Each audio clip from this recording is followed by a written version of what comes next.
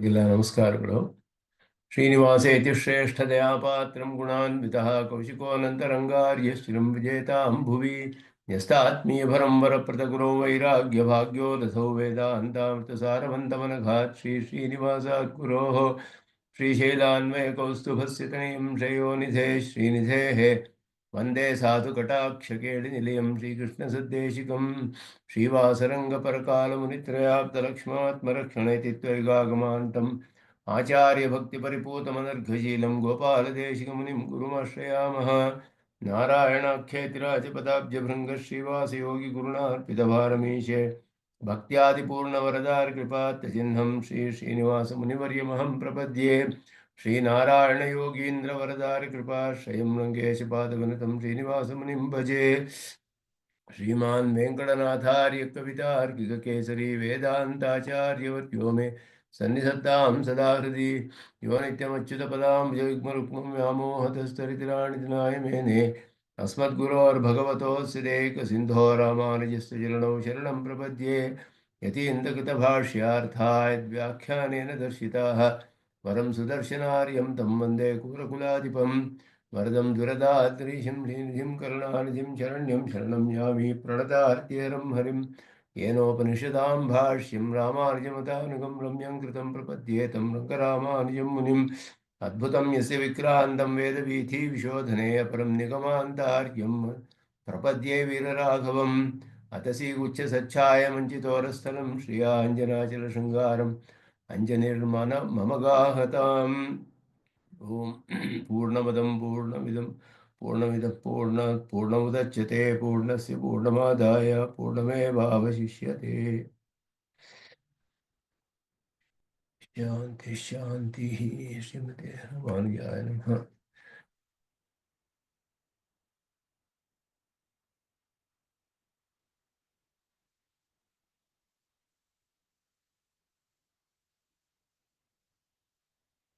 ದಾಶತರೋಪನಿಷತ್ತಲ್ಲಿ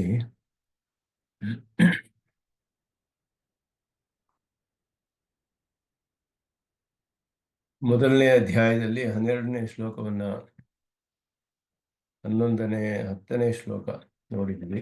ಕ್ಷರಂ ಪ್ರಧಾನಂ ಅಮೃತಾಕ್ಷರಂ ಹರಃ ಕ್ಷರಾತ್ಮಾನೌ ಈಶತೆ ದೇವ ಏಕಃ ತಸ್ಯ ಅಭಿಧ್ಯಾನಾತ್ ಯೋಜನಾತ್ ತತ್ವಭಾವಾತ್ ಭೂಯಶ್ಚ ಅಂತೆ ವಿಶ್ವಮಾಯಾ ನಿವೃತ್ತಿ ಅಂತ ಹೇಳ್ಬಿಟ್ಟು, ಕ್ಷರಂ ಪ್ರಧಾನಂ ಅಮೃತಾಕ್ಷರಂ ಹರಃ, ಕ್ಷರ ಅಕ್ಷರ ಶಬ್ದಗಳಿಂದ ಚೇತನಾಚೇತನಗಳು ಹೇಳಲ್ಪಟ್ಟಿದೆ.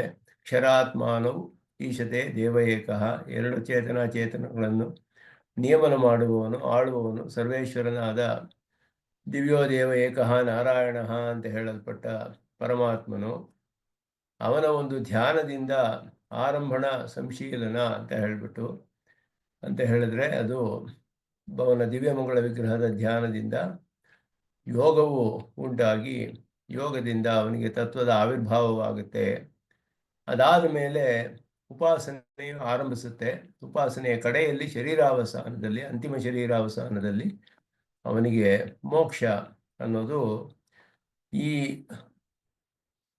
ಮಂತ್ರದಲ್ಲಿ ಹೇಳಲ್ಪಟ್ಟಿತು. ಅದರಿಂದ ಇವನಿಗೆ ಹೇಳೋದು ಭೂಯಶ್ಚ ಅಂತೆ ವಿಶ್ವಮಾಯ ನಿವೃತ್ತಿ, ಕಡೆಯಲ್ಲಿ ಅಂದರೆ ಶರೀರಾವಸಾನದಲ್ಲಿ ಅಂತ ಅರ್ಥ. ಶರೀರಾವಸಾನದಲ್ಲಿ ಅವನಿಗೆ ಎಲ್ಲವೂ. ಆದ್ದರಿಂದ ಇದಕ್ಕೆ ಹಿಂದಿನ ಮಂತ್ರದಲ್ಲಿ ಹೇಳಿದ ತ್ರಯಂ ಯದಾ ವಿಂದತೆ ಬ್ರಹ್ಮಮೇತತ್ ಅಂತ ಹೇಳಲ್ಪಟ್ಟಿತು. ಇಲ್ಲಿ ಹೇಳಿದ ಅನುಭವಗಳೆಲ್ಲ ಅವನಿಗೆ ಉಪಾಸನಾ ಕಾಲದಲ್ಲಿ ಆಗುವಂತಹ ಅನುಭವಗಳು ಅನ್ನೋದನ್ನು ಸ್ಪಷ್ಟಪಡಿಸಿದರು. ಅದಾದ ಮೇಲೆ ಮುಂದಿನ ಉಪಾಸನೆಯ ಕಡೆಯಲ್ಲಿ ಹೇಗೆ ಏನಾಗುತ್ತೆ ಅನ್ನೋದನ್ನು ಮುಂದಿನ ಮಂತ್ರದಲ್ಲಿ ತಿಳಿಬಹುದು. ಜ್ಞಾತ್ವಾ ದೇವಂ ಸರ್ವಪಾಶ ಅಪಹಾನಿ ಕ್ಷೀಣೈ ಕ್ಲೇಶೈ ಜನ್ಮ ಮೃತ್ಯು ಪ್ರಹಾಣಿ ತಸ್ಯ ಅಭಿಧ್ಯಾನಾತ್ ತೃತೀಯಂ ದೇಹಭೇದೆ ವಿಶ್ವೈಶ್ವರ್ಯಂ ಕೇವಲ ಆಪ್ತಕಾಮಃ ಅಂತ ಹೇಳುತ್ತೆ. ವಿಶ್ವೈಶ್ವರ್ಯಂ ಕೇವಲ ಆಪ್ತಕಾಮಃ. ಜ್ಞಾತ್ವಾ ದೇವಂ ಸರ್ವಪಾಶ ಅಪಹಾನಿ, ಎಲ್ಲ ಪ್ರಕೃತಿಯ ಪಾಶ ಬಂಧ ಅದು ಪೂರ್ಣವಾಗಿ ಹೋಗುತ್ತೆ. ಆಗ ಎಲ್ಲವೂ ಕ್ಷೀಣೈ ಕ್ಲೇಶೈ ಜನ್ಮ ಮೃತ್ಯು ಪ್ರಹಾಣಿ, ಮತ್ತೆ ಜನ್ಮ ಮೃತ್ಯು ಎಲ್ಲ ಇರೋದಿಲ್ಲ ಅವನಿಗೆ. ತಸ್ಯ ಅಭಿಧ್ಯಾನಾತ್ ತೃತೀಯಂ ದೇಹಭೇದೆ, ಆ ಒಂದು ಧ್ಯಾನದಿಂದ ಅವನಿಗೆ ಉಪಾಸನೆಯಿಂದ ಕಡೆಯಲ್ಲಿ ಮೂರನೆಯ ದೇಹ ಅಂತ ಹೇಳಿದ್ರೆ ಅಪ್ರಾಕೃತವಾದ ಶರೀರ ಉಂಟಾಗುತ್ತೆ ಅವನಿಗೆ ಪರಮಪದದಲ್ಲಿ.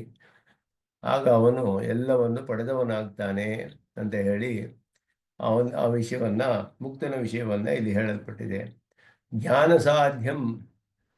ಜ್ಞಾನ ಸಾಧ್ಯ ಮುಕ್ತಿ ಕ್ರಮಂ ದರ್ಶಯತಿ, ಜ್ಞಾನದಿಂದ ಉಪಾಸನಾತ್ಮಕವಾದ ಜ್ಞಾನಾನ್ ಮೋಕ್ಷ ಅಂತ ಹೇಳೋದನ್ನ ನಾವು ಒಪ್ತೇವೆ. ಜ್ಞಾನಾನ್ ಮೋಕ್ಷ ಅನ್ನೋದು ಎಲ್ಲ ವೇದಾಂತಿಗಳು ಸಾಮಾನ್ಯವಾಗಿ ಒಪ್ಪುವಂತಹ ವಿಷಯ. ಅದರಲ್ಲಿ ನಾವು ಅದನ್ನು ಒಪ್ಕೊಳ್ತೀವಿ, ಜ್ಞಾನಾನ್ ಮೋಕ್ಷ. ಆದರೆ ಅದು ಜ್ಞಾನ ಅನ್ನೋದು ಬರೀ ವಾಕ್ಯಾರ್ಥ ಜ್ಞಾನವಲ್ಲ, ಉಪಾಸನಾತ್ಮಕವಾದ ಜ್ಞಾನ. ಧ್ಯಾನ ಧ್ಯಾನಪೂರ್ವಕವಾದದ್ದು, ಧ್ಯಾನ ರೂಪವಾದದ್ದು, ಪ್ರೀತಿ ರೂಪವಾದದ್ದು, ಅದನ್ನು ಸ್ಥಾಪನೆ ಮಾಡಿದ್ದೀವಿ. ಆದ್ದರಿಂದ ಇಲ್ಲಿ ಆ ಜ್ಞಾನದಿಂದ ಮುಕ್ತಿ ಉಂಟಾಗುವಂತಹ ಮುಕ್ತಿ, ಅದರ ಕ್ರಮವನ್ನು ಇಲ್ಲಿ ಹೇಳಲ್ಪಟ್ಟಿದೆ. ದರ್ಶನ ಸಮಾನಾಕಾರ ಜ್ಞಾನೇನ, ಅವನ ಒಂದು ಅಭಿಧ್ಯಾನ ಅಂದಾಗ ದರ್ಶನ ಸಮಾನಾಕಾರವಾಗಿ ಧ್ಯಾನವನ್ನು ಮಾಡಬೇಕು. ಉಪಾಸನೆಯಲ್ಲಿ ವಿಷಯೀಕೃತ್ಯ ಅವನ್ನ ತನ್ನ ಜ್ಞಾನಕ್ಕೆ ವಿಷಯವನ್ನಾಗಿ ಮಾಡಿಕೊಂಡು ಸರ್ವಪಾಶ ಶಬ್ದಿತ ಪಾಪಹಾನಿ ಭವತಿ, ಸರ್ವಪಾಶ ಅಂತ ಹೇಳಲ್ಪಟ್ಟ ಪಾಪಗಳೆಲ್ಲ ಇವನನ್ನು ಬಿಟ್ಟು ಹೋಗಿಬಿಡುತ್ತೆ. ಹಾನಿ ಅಂತ ಹೇಳೋದು ಹಾನೋದು ಉಪಾಯನ ಶಬ್ದ ಶೇಷತ್ವಾತ್, ಹಾನಂತೂ ಉಪಾಯನ ಶಬ್ದ ಶೇಷತ್ವಾತ್ ಅಂತ ಬ್ರಹ್ಮಸೂತ್ರದಲ್ಲಿ ಹೇಳೋದು. ಹಾನ ಉಪಾಯನ ಅಂತ ಹೇಳಿದ್ರೆ ಕರ್ಮಗಳ ಇವನನ್ನು ಬಿಟ್ಟು ಹೋಗುತ್ತೆ.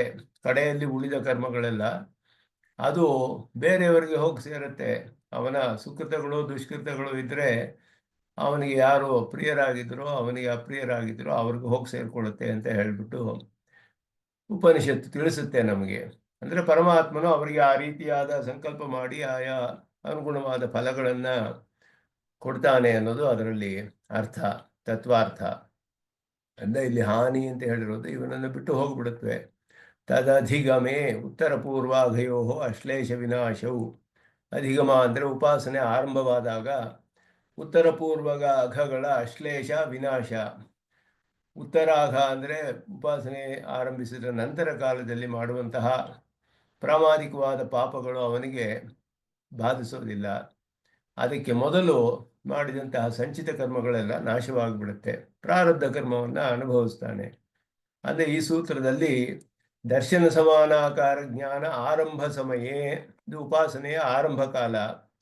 ಪೂರ್ವೋತ್ತರ ಪುಣ್ಯ ಕರ್ಮಣಾಂ, ಪುಣ್ಯ ಕರ್ಮಗಳು ಅಂದರೆ ಪುಣ್ಯ ಪಾಪ ಫಲಗಳನ್ನು ಕೊಡುವ ಕರ್ಮಗಳು ಅಂತ ಅರ್ಥ. ಉಪಾಸನ ಅವಸಾನೆ ಕ್ಷಮಿಷ್ಯೆ ಇತಿ ಭಗವತ್ ಸಂಕಲ್ಪ ರೂಪ ಅಶ್ಲೇಷ ವಿನಾಶವು ಭವತಃ ಇತ್ಯುಕ್ತೆ. ಇದನ್ನು ಸ್ಪಷ್ಟಪಡಿಸ್ತಾರೆ ವಾಕ್ಯದಲ್ಲಿ, ಶ್ರುತಿಯಲ್ಲಿ ಹೇಳಿರುವ ಅರ್ಥಕ್ಕೆ. ಉತ್ತರ ಪೂರ್ವಾಘಯೋ ಅಶ್ಲೇಷ ವಿನಾಶವು ತದಧಿಗಮೇ. ಉಪಾಸನೆ ಆರಂಭಿಸಿದಾಗಲೇ, ಇನ್ನೂ ಉತ್ತರಾಘ ಮಾಡೇ ಇಲ್ವಲ್ಲ, ಉಪಾಸನೆ ಆರಂಭಿಸಿದಾನೆ ಈಗ ತಾನೆ. ಇನ್ಮೇಲೆ ಉಪಾಸನೆ ಪೂರ್ಣವಾಗಬೇಕು. ಆ ಪೂರ್ಣವಾಗುವ ಕಾಲದ ತನಕ ಇವನಿಗೆ ಪ್ರಾರಬ್ಧ ಕರ್ಮ ಎಷ್ಟು ಕಾಲ ಇದೆಯೋ ಅಷ್ಟು ಕಾಲವೂ ಉಪಾಸನೆ ಮಾಡಬೇಕು. ಅದು ಉತ್ತರಾಘ ಅನ್ನೋದು ಮುಂದೆ ಮಾಡುವಂತಹದ್ದು. ಉತ್ತರಾಘದ ಅಶ್ಲೇಷ ಅಂದರೆ ಈಗಲೇ ಅಶ್ಲೇಷ ಅಂದರೆ ಇನ್ನೂ ಉತ್ತರಾಘವೇ ಆಗಿಲ್ವಲ್ಲ, ಮಾಡಿದ್ರೆ ತಾನೇ ಅಶ್ಲೇಷ ಅನ್ನುವ ಪ್ರಶ್ನೆ ಬರೋದು. ಆದ್ದರಿಂದ ಅದಕ್ಕೆ ಏನು ಅರ್ಥ ಮಾಡಬೇಕು ಅಂತ ಹೇಳಿದ್ರೆ, ಉಪಾಸನೆ ಮುಗಿದಾಗ ನಿನಗೆ ಈ ಕಾಲದಲ್ಲಿ ಉಂಟಾದಂತಹ ಪ್ರಾಮಾಣಿಕವಾದ ಪಾಪಗಳನ್ನೆಲ್ಲ ನಾನು ಕ್ಷಮಿಸ್ಬಿಡ್ತೀನಿ ಅನ್ನೋದು ಪರಮಾತ್ಮನ ಸಂಕಲ್ಪ ಅನ್ನೋದು ಹೇಳ್ತಾರೆ. ಉಪಾಸನ ಅವಸಾನೆ ಕ್ಷಮಿಷ್ಯೆ, ಫ್ಯೂಚರ್ ಟೆನ್ಸ್ ಅದು ಕ್ಷಮಿಷ್ಯೆ ಅನ್ನೋದು. ಉಪಾಸನೆ ಮುಗಿದಾಗ ನಾನು ಕ್ಷಮೆ ಮಾಡ್ತೀನಿ, ನಿನಗೆ ಏನಾದರೂ ಉಳಿದಿದ್ರೆ ಅದೆಲ್ಲ ನಿನಗೇನು ಒಟ್ಟೋದಿಲ್ಲ ಅಂತ, ಪ್ರಾಮಾಣಿಕವಾದ ಫಲಗಳು ಒಟ್ಟೋದಿಲ್ಲ. ಅದು ಭಗವಂತನ ಸಂಕಲ್ಪ ಆ ರೀತಿ. ಅದಕ್ಕೆ ಅಶ್ಲೇಷ ವಿನಾಶಗಳು ಆ ರೀತಿ ಹೇಳಲ್ಪಟ್ಟಿದೆ. ವಿನಾಶದಲ್ಲಿಯೂ ಕೂಡ ಪೂರ್ಣವಾಗಿ ವಿನಾಶವಾಗುತ್ತೆ ಅಂದರೆ ಪ್ರಾರಬ್ಧ ಕರ್ಮ ಇರುತ್ತೆ, ಮತ್ತೆ ಉಪಾಸನೆಗೆ ಅನುಕೂಲವಾದಂತಹ ಫಲಗಳನ್ನು ಭಗವಂತ ಉಳಿಸ್ಕೊಂಡಿರ್ತಾನೆ. ಇವನಿಗೆ ಉಪಾಸನೆಗೆ ಅನುಕೂಲವಾದಂತಹ ಮಳೆ ಬೆಳೆ ಮೊದಲಾದದ್ದೆಲ್ಲ ಬೇಕಾದರೆ ಆ ಫಲಗಳನ್ನೆಲ್ಲ ಅದಕ್ಕೇನಾದರೂ ಇವನು ಹಿಂದೆ ಕರ್ಮಗಳು ಮಾಡಿದಿರೋ ಉಪಾಸಕನು ಆ ಫಲಗಳನ್ನೆಲ್ಲ ಕೊಡ್ತಾನೆ ಪರಮಾತ್ಮ. ಯಾಕೆ ಅಂದರೆ ಉಪಾಸನೆಗೆ ಅನುಕೂಲವಾಗುತ್ತೆ, ಸಹಾಯ ಮಾಡುತ್ತೆ. ಆ ರೀತಿ ಇದೆಲ್ಲ ಸ್ವಲ್ಪ ವಿಸ್ತಾರವಾಗಿ ಸೂಕ್ಷ್ಮವಾಗಿ ಶಾಸ್ತ್ರದಲ್ಲಿ ವಿಚಾರ ಮಾಡಿ ಬ್ರಹ್ಮಸೂತ್ರದಲ್ಲಿ ಸ್ಥಾಪನೆ ಮಾಡಿದ್ದಾರೆ ಅದನ್ನು. ಆಗ ಅದನ್ನು ಅಲ್ಲಿ ಹೇಳಿ ಸರ್ವಪಾಶ ಅಪಹಾನಿ ಅನ್ನೋದು ಅದಕ್ಕೆ ಅರ್ಥ. ಕ್ಷೀಣೈ ಕ್ಲೇಶ ಕ್ಲೇಶೆ ಕ್ಷೀಣೈ ಕ್ಲೇಶೆ ಅಂದರೆ ಕ್ಲೇಶ ಸಾಧನ ಶರೀರೇಂದ್ರಿಯಾದಿಭಿ ಅಂತ ಅರ್ಥ. ಜನ್ಮ ಮೃತ್ಯು ಪ್ರಹಾಣಿ ಸಹ ಜನ್ಮ ಮೃತ್ಯು ಪ್ರಾಪಕ ಕರ್ಮಣಾಂ. ಕ್ಷೀಣೈ ಕ್ಲೇಶೆ ಅಂತ ಹೇಳಿದಾಗ ಕ್ಲೇಶವೆಲ್ಲ ಕ್ಷೀಣವಾಗಿಬಿಡುತ್ತೆ ಅಂತ ಹೇಳಿದ್ರೆ, ಕ್ಲೇಶ ಅಂತ ಹೇಳಿದ್ರೆ ಕ್ಲೇಶಕ್ಕೆ ಸಾಧನವಾದ ಶರೀರ ಇಂದ್ರಿಯ ಮೊದಲಾದವುಗಳು, ಅವುಗಳ ಜೊತೆಯಲ್ಲಿ ಉಂಟಾಗುವಂತಹ ಜನ್ಮ ಮೃತ್ಯು ಮೊದಲಕ್ಕೆ ಕಾರಣ ಆಗುವಂತಹ ಕರ್ಮಗಳು ಅಂತ ಅರ್ಥ. ಕ್ಷೀಣೈ ಕ್ಲೇಶೆ ಜನ್ಮ ಮೃತ್ಯು ಪ್ರಹಾಣಿ ಅಂದರೆ ಕ್ಲೇಶಕ್ಕೆ ಕಾರಣವಾದಂತಹ ಶರೀರ ಇಂದ್ರಿಯ ಮೊದಲಾದವುಗಳಿಂದ ಅವುಗಳ ಜೊತೆಯಲ್ಲಿ ಜನ್ಮ ಮತ್ತು ಮೃತ್ಯುವಿಗೆ ಕಾರಣವಾಗುವಂತಹ ಕರ್ಮಗಳು, ಜನ್ಮ ಮೃತ್ಯು ಪ್ರಾಪಕ ಕರ್ಮಣಾಂ ಉಂಟು ಮಾಡುವ ಕರ್ಮಗಳು ಅದೆಲ್ಲ ಹೋಗಿಬಿಡುತ್ತೆ. ಕ್ಷಾಂತಂ ಮಿತಿ ಸಂಕಲ್ಪ ರೂಪ ಪ್ರಕೃಷ್ಟ ನಿರ್ಭವತಿ. ಆರಂಭದಲ್ಲಿ ಏನು ಮಾಡ್ತಾನೆ, ಕ್ಷಮಿಷ್ಯೆ ಅಂತ ಹೇಳ್ತಾನೆ, ಮುಂದೆ ನಾನು ಕ್ಷಮೆ ಮಾಡ್ತೀನಿ. ಕಡೆಯಲ್ಲಿ ಏನು ಹೇಳ್ತಾನೆ, ಶಾಂತಂ, ಕ್ಷಮಿಸಿ ಆಯಿತು ಹೋಗು, ಅರ್ಚಿರಾದಿ ಮಾರ್ಗದಲ್ಲಿ ಕರ್ಕೊಂಡು ಹೋಗ್ಬಿಡ್ತಾನೆ ಅವನ್ನ. ಕ್ಷಾಂತಂ ಅಂದಾಗ ಕ್ಷಮಿಸದೆ ಅಂತ ಅರ್ಥ. ಕ್ಷಮಿಷ್ಯೆ ಅಂದಾಗ ಉಪಾಸನೆ ಮುಗಿಸೋವಾಗ ನಾನು ಕ್ಷಮಿಸ್ತೀನಿ ಅಂತ ಸಂಕಲ್ಪ ಮಾಡ್ತಾನೆ ಪರಮಾತ್ಮ. ಉಪಾಸನೆ ಮುಗಿದಾಗ ಶಾಂತಂ ಅಂತ ಸಂಕಲ್ಪ, ಆಗ ಎಲ್ಲವೂ ನಾಶವಾಗಿಬಿಡುತ್ತೆ ಅವನಿಗೆ. ಉಪಾಸನೆಯಿಂದ ಪ್ರೀತಿ ಉಂಟಾಯಿತು ಅಂದರೆ ಪರಮಾತ್ಮನಿಗೆ ಅವನನ್ನು ಪರಮಪದಕ್ಕೆ ಕರೆದುಕೊಂಡು ಹೊರಟೋಗ್ತಾನೆ. ಇದು ತತ್ವಾರ್ಥ. ವಾಕ್ಯಗಳಲ್ಲಿ ಹೇಳುವಾಗ ಪ್ರಾಕ್ಟಿಕಲ್ ಆಗಿ ಅದನ್ನು ಎಕ್ಸ್ಪ್ಲೇನ್ ಮಾಡಬೇಕು, ಹೇಗೆ ನಡೆಯುತ್ತೆ ಅದು ಅಂತ ಹೇಳಿಬಿಟ್ಟು ಅದಕ್ಕೆ ಇದಕ್ಕೆ ಶಾಸ್ತ್ರೀಯವಾದ ರೀತಿಯಲ್ಲಿ ತತ್ವಾರ್ಥ ವಿವೇಚನೆ ನಮ್ಮ ಆಚಾರ್ಯರುಗಳು ಮಾಡೋದು ಬಹಳ ಸ್ಪಷ್ಟವಾಗಿ ಅದರ ಅರ್ಥಗಳನ್ನು ಹೇಳ್ತಾರೆ. ಅದು ಬ್ರಹ್ಮಸೂತ್ರಗಳು ಕೂಡ ಅದನ್ನು ಹೇಳಿದೆ. ಅದರ ಬ್ರಹ್ಮಸೂತ್ರಗಳು ಕೂಡ ಗೂಢವಾಗಿಯೇ ಇದೆ, ಅದರ ಅರ್ಥಗಳನ್ನು ತಿಳಿಯೋದು ಕಷ್ಟ. ಸಾಂಪರಾಯೇ ಕರ್ತವ್ಯ ಭಾವಾತ್. ಭಾಷ್ಯವು ಕೂಡ ಎಷ್ಟೇ ವಿಸ್ತಾರವಾಗಿದ್ದರೂ ಶ್ರೀಭಾಷ್ಯ ಅನ್ನೋದು ಅದರಲ್ಲಿಯೂ ಅನೇಕ ಗೂಢಾರ್ಥಗಳಿದೆ.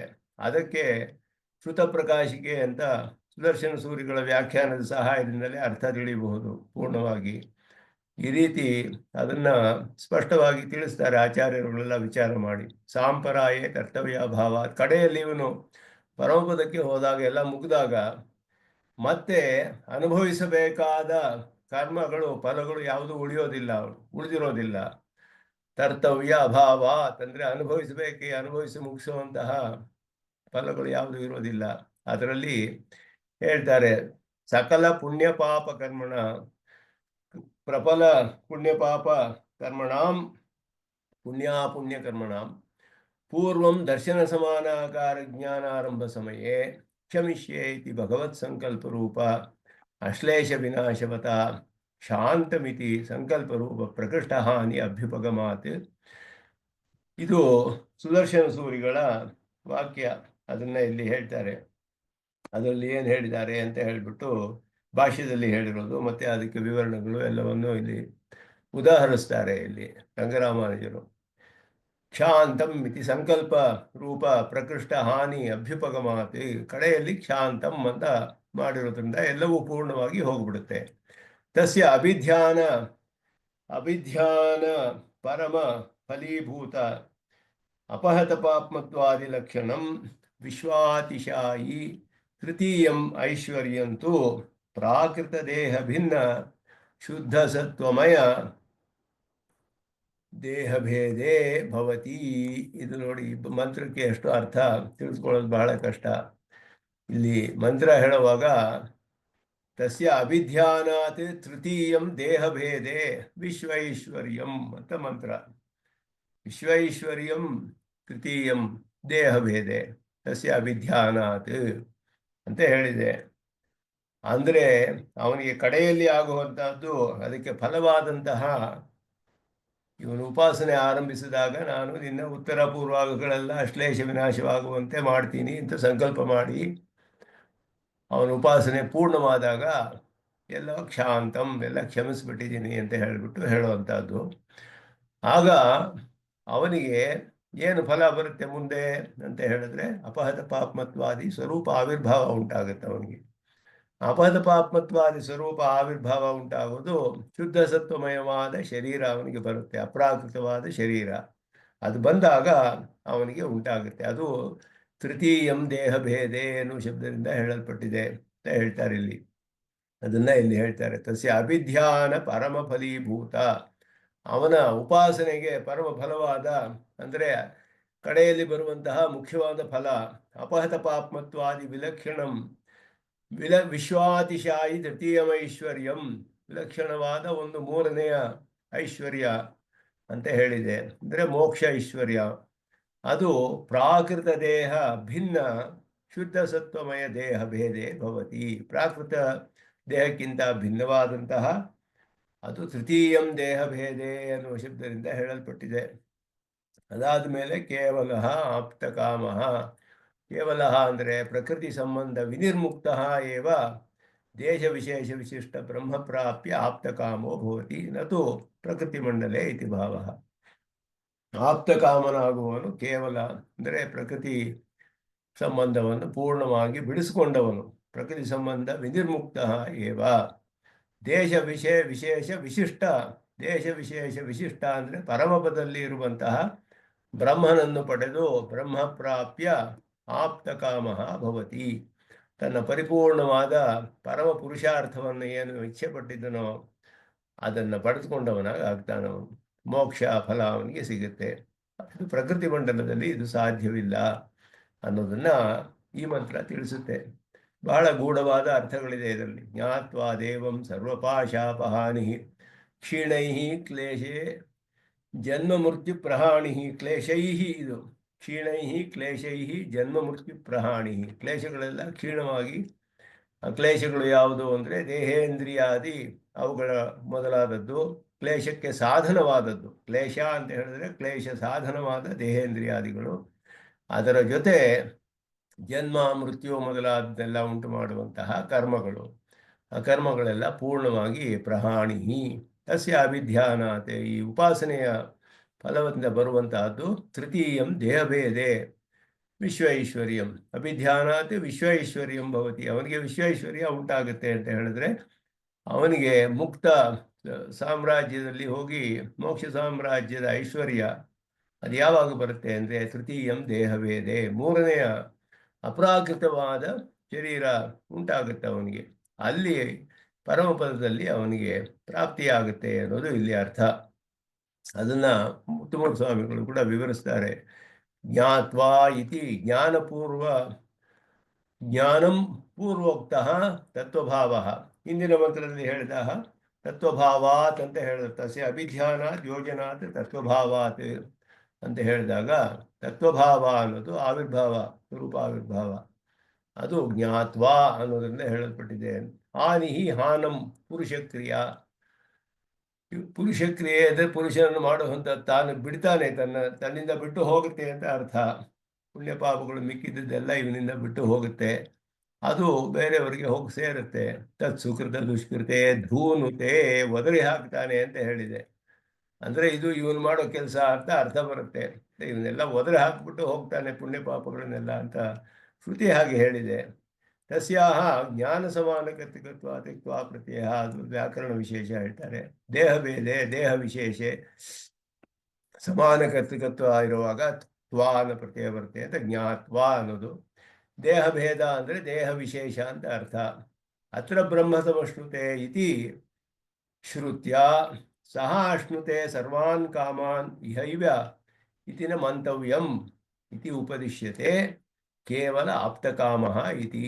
ಕೇವಲ ಆಪ್ತಕಾಮಃ ಅಂತ ಮಂತ್ರದಲ್ಲಿ ಹೇಳಿರುವುದಕ್ಕೆ ಏನು ಪ್ರಯೋಜನ ಅಂತ ಹೇಳಿದ್ರೆ, ಬೇರೆ ಶ್ರುತಿಗಳು ಅತ್ರ ಬ್ರಹ್ಮ ಸಮಶ್ನುತೆ ಅಂತ ಒಂದು ಶ್ರುತಿಯಲ್ಲಿ ಹೇಳಿದೆ.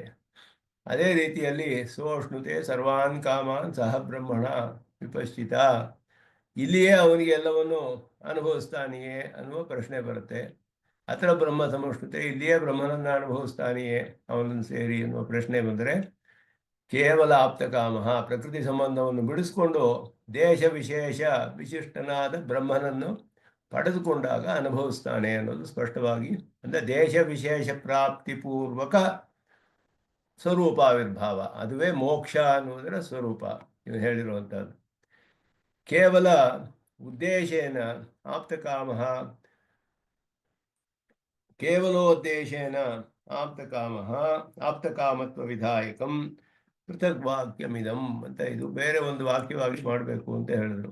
ಕೇವಲ ಅನ್ನೋದ್ರಿಂದ ಆಪ್ತಕಾಮ ಅಂತ ಹೇಳಿರೋದು ಪೃಥಕ್ ವಾಕ್ಯ. ಪ್ರಕೃತಿ ಮಂಡಲದಲ್ಲಿ ಊಟ ಆಗೋದಿಲ್ಲ, ಅದನ್ನ ತೈತಿರಿಯ ಉಪನಿಷತ್ತಿನಲ್ಲಿ ಪ್ರಶ್ನಪೂರ್ವಕವಾಗಿ ಉತ್ತರ ಕೊಟ್ಟಿದೆ. ಅಲ್ಲಿ ಪರಮೇ ವ್ಯೋಮನ್ ಅಂತ ಹೇಳಿಬಿಟ್ಟು ಅಲ್ಲಿ 2 ಪ್ರಶ್ನೆಗಳನ್ನು ಉಪನಿಷತ್ತೇ ಹಾಕೊಳ್ಳುತ್ತೆ. ಅವನಿಗೆ ಉತಾ ವಿದ್ವಾನ್ ಅಮುಲ್ಲೋಕಂ ಪ್ರೇತ್ಯ ಕಶ್ಚನ ಗಚ್ಚತಿ, ಆಹೋ ವಿದ್ವಾನ್ ಅಮುಲ್ಲೋಕಂ ಪ್ರೇತ್ಯ ಕಶ್ಚಿತ್ ಸಮಶ್ನುತಾವು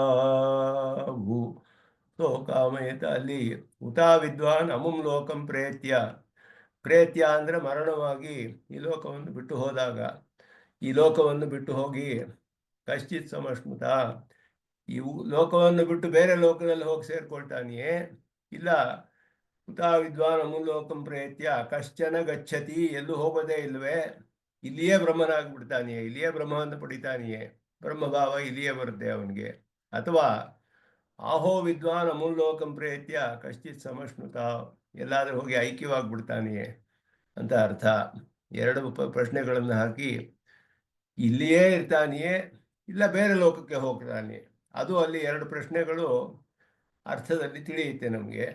ಇಲ್ಲಿ ಬ್ರಹ್ಮನಲ್ಲಿ ಅವನು ಆ ರೀತಿ ಮೋಕ್ಷ ಬಂದಾಗ ಐಕ್ಯವಾಗ್ಬಿಡ್ತಾನೆಯೇ, ಅವನೊಡನೆ ಸೇರಿ ಅವನ್ನ ಅನುಭವಿಸ್ತಾನೆಯೇ. ಈ 4 ಪ್ರಶ್ನೆಗಳು ಬರುತ್ತೆ ಅಲ್ಲಿ. 2 ಪ್ರಶ್ನೆಗಳಲ್ಲಿ 2 ಅಡಕವಾಗಿದೆ, ಅದರಲ್ಲಿ ಆಪ್ಷನ್ಸ್ ವಿಕಲ್ಪ. ಆದ್ದರಿಂದ ಅದು ಸ್ಪಷ್ಟವಾಗಿ ಹೇಳಿದೆ. ಅಲ್ಲಿ ಹೇಳುವಾಗ ಬ್ರಹ್ಮವಿದಾಪ್ನೋತಿ ಪರಂ ತದೇಶಾಭ್ಯುಕ್ತ ಸತ್ಯಂ ಜ್ಞಾನವನಂತಂ ಬ್ರಹ್ಮ ಸೋಷ್ಣುತೆ ಸರ್ವಾನ್ ಕಾಮ ಯೋ ವೇದ ನಿಹಿತಂ ಗುಹಾಯಾಂ ಪರಮೇ ವ್ಯೋಮನ್ ಯೋ ವೇದ ನಿಹಿತಂ ಗುಹಾಯಾಂ ಪರಮೇ ವ್ಯೋಮನ್ ಸೋಷ್ಣುತೆ. ಪರಮವ್ಯೋಮ್ನಿ ಅಂತ ಅರ್ಥ. ವ್ಯೋಮನ್ ಅನ್ನೋದು ಶ್ರೌತ ಪ್ರಯೋಗ, ಶ್ರುತಿಯಲ್ಲಿ ವ್ಯೋಮನ್ ಅಂತ ಹೇಳಲ್ಪಟ್ಟಿದೆ. ವ್ಯೋಮ್ನಿ ವ್ಯಾಕರಣದ ಪ್ರಕಾರ ವ್ಯೋಮ್ನಿ ಅಂತ ಅದು ಅರ್ಥ ಮಾಡ್ಕೊಳ್ಬೇಕು. ಪರಮವ್ಯೋಮದಲ್ಲಿ, ಪರಮಪದದಲ್ಲಿ ಅವನು ಅನುಭವಿಸ್ತಾನೆ, ಶ್ರುತಿ ಅದನ್ನ ಹೇಳಿದೆ. ಅದನ್ನ ಇಲ್ಲಿ ಸ್ಪಷ್ಟಪಡಿಸುತ್ತೆ ಈ ಮಂತ್ರವು ಅಂತ ಇಲ್ಲಿ ಹೇಳ್ತಾರೆ. ಕೇವಲ ಆಪ್ತಕಾಮ ಅನ್ನೋದು ಒಂದು ಬೇರೆಯಾದ ವಾಕ್ಯ, 2 ವಾಕ್ಯವಾಗಿ ಮಾಡಬೇಕು ಈ ಮಂತ್ರದಲ್ಲಿ. ಕೇವಲ ಆಪ್ತಕಾಮ ಅಂತ ಹೇಳ್ಬಿಟ್ಟು ಪ್ರಕೃತಿ ಸಂಬಂಧವನ್ನು ಬಿಡಿಸ್ಕೊಂಡು ಪರಮಪದವನ್ನು ಪಡೆದುಕೊಂಡು ಅವನಿಗೆ 3ನೆಯ ಈ ವಿಶೇಷವಾದ ದೇಹ, ಅಪ್ರಾಕೃತವಾದ ಶರೀರ ಬಂದಾಗ ಅಲ್ಲಿ ಹೋಗಿ ಅನುಭವಿಸ್ತಾನೆ ಅನ್ನೋದು ಅರ್ಥ. ಅಲ್ಲಿ ಇನ್ನೊಂದು ಅರ್ಥವನ್ನು ಇಲ್ಲಿ ಹೇಳ್ತಾರೆ. ಅತ್ರ ಮಂತ್ರೇ ಅಯಮರ್ಥಃ ಸ್ವರಸತಃ ಪ್ರತೀಯತೆ ಪೂರ್ವೋಕ್ತಾತ್ ದರ್ಶನ ಸಮಾನಾಕಾರ ಧ್ಯಾನಾತ್ ಸರ್ವಪಾಪಹಾನೌ.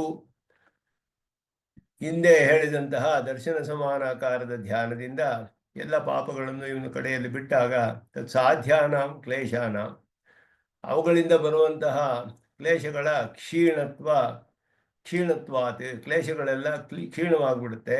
ಅನನುಭಾವ್ಯತ್ವಾತ್, ಅದೆಲ್ಲ ಇವನು ಅನುಭವಿಸ್ಬೇಕಾಗಿರೋದಿಲ್ಲ.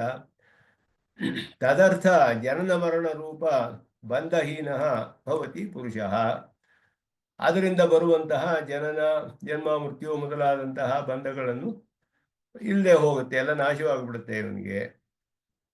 ಪ್ರಾಣಿ ಇತ್ಯತ್ರ ಪ್ರಶಬ್ದೇನ ಪ್ರಳಯಕಾಲಿಕ ಜನ್ಮ ಮೃತ್ಯು ಹಾನಿ ವಿಲಕ್ಷಣಂ ಪುನರ್ಜನ್ಮಾದಿ ಪ್ರಾಗಭಾವ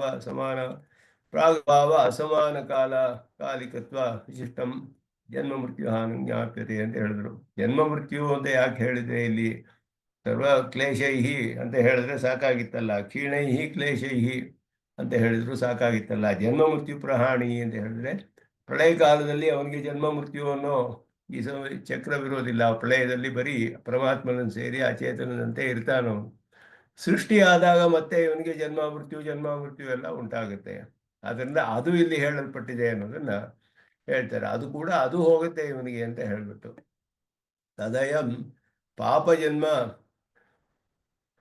ಜರಣಾಧಿವತ್ ವರ್ಜಿತತ್ವಾದ ಕೇವಲ ಇವ ಅದೆಲ್ಲ ಅದು ಅವನಿಗೆ ಇದೆಲ್ಲ ಇಲ್ಲದೆ ಇರೋದ್ರಿಂದ ಇವನು ಕೇವಲ ಅಂದರೆ ಪ್ರಕೃತಿ ಸಂಬಂಧ ವಿಯುಕ್ತನಾದ ಆತ್ಮನಾಗ್ತಾನೆ ಅಂತ ಅರ್ಥ. ಅಥಾಪಿ ಅಸ್ಯ ವಿಶ್ವಾತ್ಮಕ ಬ್ರಹ್ಮ ಸಾಯುಜ್ಯ ರೂಪಂ ಭೋಗಸಾಮ್ಯಂ ಅಪ್ರಾಕೃತ ದೇಹ ಪ್ರಾಪ್ತಿಯ ಪರಮಪದೇ ಭಗವತ್ಪದ ಪದ್ಮ ಸಂಶ್ರಯ ಸಮನಂತರಮೇವ. ಇವರು ಅದನ್ನ ಇನ್ನೂ ಸ್ವಲ್ಪ ಸ್ಪಷ್ಟಪಡಿಸ್ತಾರೆ ಉತ್ತಮ ಸ್ವಾಮಿಗಳು ವ್ಯಾಖ್ಯಾನದಲ್ಲಿ. ಆದ್ದರಿಂದ ಇವನಿಗೆ ವಿಶ್ವಾತ್ಮಕವಾದ ಬ್ರಹ್ಮ ಸಾಯುಜ್ಯ ರೂಪಂ ವಿಶ್ವೈಶ್ವರ್ಯಂ ಅಂತ ಹೇಳಿದೆ. ಬ್ರಹ್ಮ ಸಾಯುಜ್ಯ ರೂಪವಾದ ಆ ಭೋಗಸಾಮ್ಯ ಅಂದರೆ ಅನುಭವ, ಆನಂದಾನುಭವದಲ್ಲಿ ಸಾಮ್ಯ ಅಷ್ಟೇ, similarity in experience of bliss ಅಂತ ಹೇಳಬೇಕು. ಎಕ್ಸ್ಪೀರಿಯನ್ಸ್ ಅಷ್ಟೇನೆ ಅವನಿಗೆ ಎಲ್ಲದರಲ್ಲಿಯೂ. ಪರಮಸಾಮ್ಯ ಅಂತ ಹೇಳಿದ್ರೆ ಎಲ್ಲ ಆಕಾರಗಳಲ್ಲಿಯೂ ಸಾಮ್ಯ ಉಂಟಾಗೋಕ್ಕೆ ಸಾಧ್ಯವಿಲ್ಲ. ಅದು ಶ್ರುತಿಯು ಸ್ಪಷ್ಟವಾಗಿ ಹೇಳಿದೆ. ಸೂತ್ರದಲ್ಲಿ ಭೋಗ ಮಾತ್ರ ಸಾಮ್ಯ ಲಿಂಗಾಚ್ಯ ಅಂತ ಸೂತ್ರದಲ್ಲಿ ಹೇಳಿದ್ದಾರೆ. ಭೋಗಸಾಮ್ಯಂ ಅಪ್ರಾಕೃತ ದೇಹ ಪ್ರಾಪ್ತಿಯ, ಅಪ್ರಾಕೃತವಾದ ದೇಹ ಉಂಟಾಗಿ ಪರಮಪದದಲ್ಲಿ ಭಗವತ್ಪದ ಪದ್ಮ ಸಂಶ್ರಯಂ ಅನಂತರಮೇವ ಸಂಶ್ರಯ ಸಮನಂತರಮೇವ ದೇಹ ವಿಯೋಗ ಕಾಲೇಯವ ಪ್ರಾಕೃತ ಭೋಗ ಹೇತು ಸರ್ವಕರ್ಮಕ್ಷಯೇಪಿ. ಇವನಿಗೆ ದೇಹ ವಿಯೋಗ ಕಾಲದಲ್ಲಿ ಪ್ರಾಕೃತವಾದ ಭೋಗಕ್ಕೆ ಕಾರಣವಾದ ಎಲ್ಲ ಕರ್ಮಗಳು ಹೋಗ್ಬಿಡುತ್ತೆ. ಆದರೆ ಇವನು ಅರ್ಚಿರಾದಿ ಮಾರ್ಗದಲ್ಲಿ ಹೋಗೋದಕ್ಕೆ ಒಂದು ಸೂಕ್ಷ್ಮ ಶರೀರ ಬೇಕಲ್ಲ ಅವನಿಗೆ. ಆದ್ದರಿಂದ ಉಪಾಸನೆಯ ಬಲದಿಂದ ಇನ್ನೊಂದು ಸೂಕ್ಷ್ಮ ಶರೀರ ಬರುತ್ತೆ. ವಿರಜಾ ನದಿಯಲ್ಲಿ ಅದನ್ನು ಬಿಟ್ಟುಬಿಟ್ಟು ಮುಂದಕ್ಕೆ ಹೋಗ್ತಾನೆ ಎಂಬುದು ಹೇಳಲ್ಪಟ್ಟಿದೆ. ಆದ್ದರಿಂದ ತದ್ಭಂಗ ರೂಪೇ ತಸ್ಮಿನ್ ಸಾಯುಜ್ಯೇ ಸತಿ ಪುರುಷೋಯಂ ಸತ್ಯಕಾಮಃ ಸತ್ಯಸಂಕಲ್ಪಶ್ಚ ಆಪ್ತಕಾಮೋ ಭವತಿ. ಏವಂಚ ಇಮಂ ತೃತೀಯಂ ವಿಶ್ವೈಶ್ವರ್ಯ ರೂಪಂ ವಿಶೇಷಂ ಅವಿದುಷಾಂ ಅಯಥಾಭೂತ ವೇದಾಂತಿನಾಂ ಕೇವಲ ಭಾವೇ ನಿಶ್ರೇಯಸ ವಿಶ್ರಮಣಂ ನ ಶ್ರೇಯ. ಯಾರು ಇದನ್ನು ಉಪಾಸನೆ ಮಾಡಿಲ್ವೋ ಅಥವಾ ಈ ವೇದಾಂತ ಅರ್ಥಗಳನ್ನು ಸರಿಯಾಗಿ ತಿಳಿದೇ ಇಲ್ವೋ ಅಂತ ಅವರಿಗೆ ಕೇವಲ ಅಂತ ಹೇಳಿದ್ರೆ ಕೈವಲ್ಯ ಅಂತ ಏನು ಹೇಳ್ತಾರೋ ಅದು ಪರಮ ನಿಶ್ರೇಯಸವಲ್ಲ. ಅದು ಕೂಡ ಅಲ್ಪವಾದ ಇಲ್ಲಿಯ ಉಂಟಾಗುವ ಒಂದು ಆತ್ಮಾನುಭವ ಅನ್ನೋದನ್ನು ಹೇಳ್ತಾರೆ. ತಥಾಚ ಬ್ರಹ್ಮವೇದನ ಪರ್ವಕ್ರಮ ಪೂರ್ವಮಂತ್ರೋಕ್ತ ತತ್ ಫಲಪರ್ವಕ್ರಮ ಇಹ ವಿಶದಮುಚ್ಯತೆ ಯತ್ ಭೂಯಶ್ಚ ಅಂತೆ ಇತಿ ಪ್ರಾಕ್ ಸಂಗೃಹೀತ. ಈ ಎರಡು ಉತ್ತಮ ಸ್ವಾಮಿಗಳು ವಿಶ್ಲೇಷಣೆ ಮಾಡ್ತಾರೆ ಇಲ್ಲಿ. ಹಿಂದಿನ ಮಂತ್ರದಲ್ಲಿ ಹೇಳಿದಾಗ ಬ್ರಹ್ಮವೇದನ ಪರ್ವಕ್ರಮ, ಬ್ರಹ್ಮನ ಉಪಾಸನೆ ಮಾಡುವುದು, ಅದರಲ್ಲಿರುವ ಕ್ರಮಗಳು, ಪರ್ವಗಳು ಯಾವ ಮೆಟ್ಲುಗಳಿದೆ ಅದರಲ್ಲಿ, ಅದರ ಕ್ರಮ ಹೇಳಲ್ಪಟ್ಟಿತು. ಅಭಿಧ್ಯಾನಾತ್ ಯೋಗಾತ್ ತತ್ವಭಾವ ಮೊದಲಾದದ್ದೆಲ್ಲ ಪರ್ವಗಳು, ಸ್ಟೆಪ್ ಬೈ ಸ್ಟೆಪ್ ಹೇಗಾಗುತ್ತೆ ಬ್ರಹ್ಮವೇದನ ಅನ್ನೋದು. ಇಲ್ಲಿ ತತ್ ಫಲಪರ್ವಕ್ರಮ, ಫಲವು ಹೇಗೆ ಉಂಟಾಗುತ್ತೆ ಅನ್ನೋದು ಅಶ್ಲೇಷ ವಿನಾಶವೆಲ್ಲ ಆಗಿ ಉಪಾಸನೆ ಆರಂಭವಾಗಿ ಉಪಾಸನೆ ಮುಗಿದಾಗ ಅದೆಲ್ಲ ಪೂರ್ಣವಾಗಿ ನಾಶವಾಗಿ ಪ್ರಕೃತಿ ಸಂಬಂಧ ನಾಶವಾಗಿ ದೇಶ ವಿಶೇಷ ಪ್ರಾಪ್ತಿಯಾಗಿ ಅಲ್ಲಿ ಅಪ್ರಾಕೃತವಾದ ಒಂದು ದೇಹವನ್ನು ಪಡೆದು ಅಲ್ಲಿ ಪರಮಾತ್ಮನನ್ನು ಪಡೆದಾಗ ಅವನಿಗೆ ಸ್ವರೂಪಾವಿರ್ಭಾವ. ಇದು ಮೋಕ್ಷದ ಪರ್ವಕ್ರಮ. ಫಲದ ಕ್ರಮ ಅದು ಉಪಾಸನಾ ಕ್ರಮ. ಎರಡು ಕ್ರಮಗಳು ಎರಡು ಮಂತ್ರದಲ್ಲಿ ಹೇಳಲ್ಪಟ್ಟಿದೆ ಅನ್ನೋದನ್ನ ಉತ್ತಮ ಸ್ವಾಮಿಗಳು ಇಲ್ಲಿ ಹೇಳ್ತಾರೆ. ಸರ್ವಮಿದಂ ಭಾಷ್ಯ ಸಮ್ಮತಮೇವ, ಎಲ್ಲ ಭಾಷ್ಯಕ್ಕೆ ಅನುಗುಣವಾಗಿಯೇ ಇದೆ. ಪರಂತು ಪೂರ್ವಾರ್ಧೆ ಪಾಪಹಾನೌ ಮುಕ್ತಾಯಾಂ ತತ್ ಕಾರ್ಯಹಾನೇಃ ಅರ್ಥಸಿದ್ಧತ್ವಾತ್ ದುಃಖ ಜನ್ಮ ಪ್ರವೃತ್ತಿ. ಇದು ನ್ಯಾಯದರ್ಶನದ ವಿಚಾರವನ್ನೇ ಹೇಳ್ತಾರೆ. ನ್ಯಾಯದರ್ಶನದಲ್ಲಿ ಇದೊಂದು ಸೂತ್ರ. ಗೌತಮರು ನ್ಯಾಯ ಸೂತ್ರಗಳನ್ನು ರಚನೆ ಮಾಡಿದ್ರು. ಅವರಲ್ಲಿ ಒಂದು ಸೂತ್ರವನ್ನು ಇಲ್ಲಿ ಬರೀತಾರೆ. ಅವರಿಗೆ ಏನು ಮೋಕ್ಷ ಹೇಗೆ ಅಂದರೆ ದುಃಖ ಜನ್ಮ ಪ್ರವೃತ್ತಿ ದೋಷ ಮಿಥ್ಯಾಜ್ಞಾನ ಉತ್ತರೋತ್ತರ ಅಪಾಯೇ ತದ್ ಅನಂತರ ಅಪಾಯಾತ್ ಅಪವರ್ಗ ಅನ್ನೋದು ಸೂತ್ರ, ಗೌತಮ ಸೂತ್ರ. ಅದು ಹೇಗೆ ಅಂತ ಹೇಳಿದ್ರೆ ಇದು ರಿವರ್ಸ್ ಆರ್ಡರ್ಲಿ ಹೋಗಬೇಕು. ಉತ್ತರೋತ್ತರ ಅಪಾಯೇ ಅಂದರು. ಅನಂತರ ಇರೋದೆಲ್ಲ ಹೋದರೆ ಅದರ ನಂತರ ಇರೋದು ನಾಶವಾಗುತ್ತೆ ಅಂತ ಹೇಳ್ಬಿಟ್ಟು ಸೂತ್ರದಲ್ಲಿ ಹೇಳಿದ್ರು. ಆದ್ದರಿಂದ ಇಲ್ಲಿ ಹೇಳಿರೋ ದುಃಖ ಜನ್ಮ ಪ್ರವೃತ್ತಿ ದೋಷ ಮಿಥ್ಯಾಜ್ಞಾನ 5 ಹೇಳಲ್ಪಟ್ಟಿದೆ. ಮೊದಲು ಮಿಥ್ಯಾಜ್ಞಾನ ಹೋಗಬೇಕು. ಮಿಥ್ಯಾಜ್ಞಾನ ಹೋದರೆ ವಿವೇಕ ಉಂಟಾಗುತ್ತೆ. ಮಿಥ್ಯಾಜ್ಞಾನ ಹೋದಾಗ ದೋಷ, ರಾಗದ್ವೇಷಾದಿಗಳ ದೋಷವೆಲ್ಲ ಹೋಗುತ್ತೆ.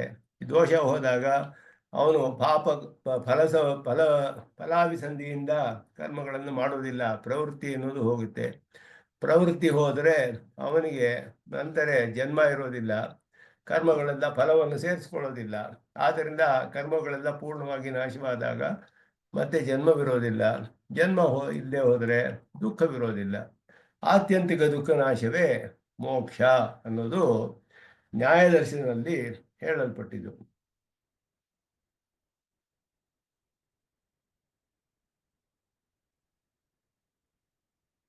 ಒಂದು ನಿಮಿಷ.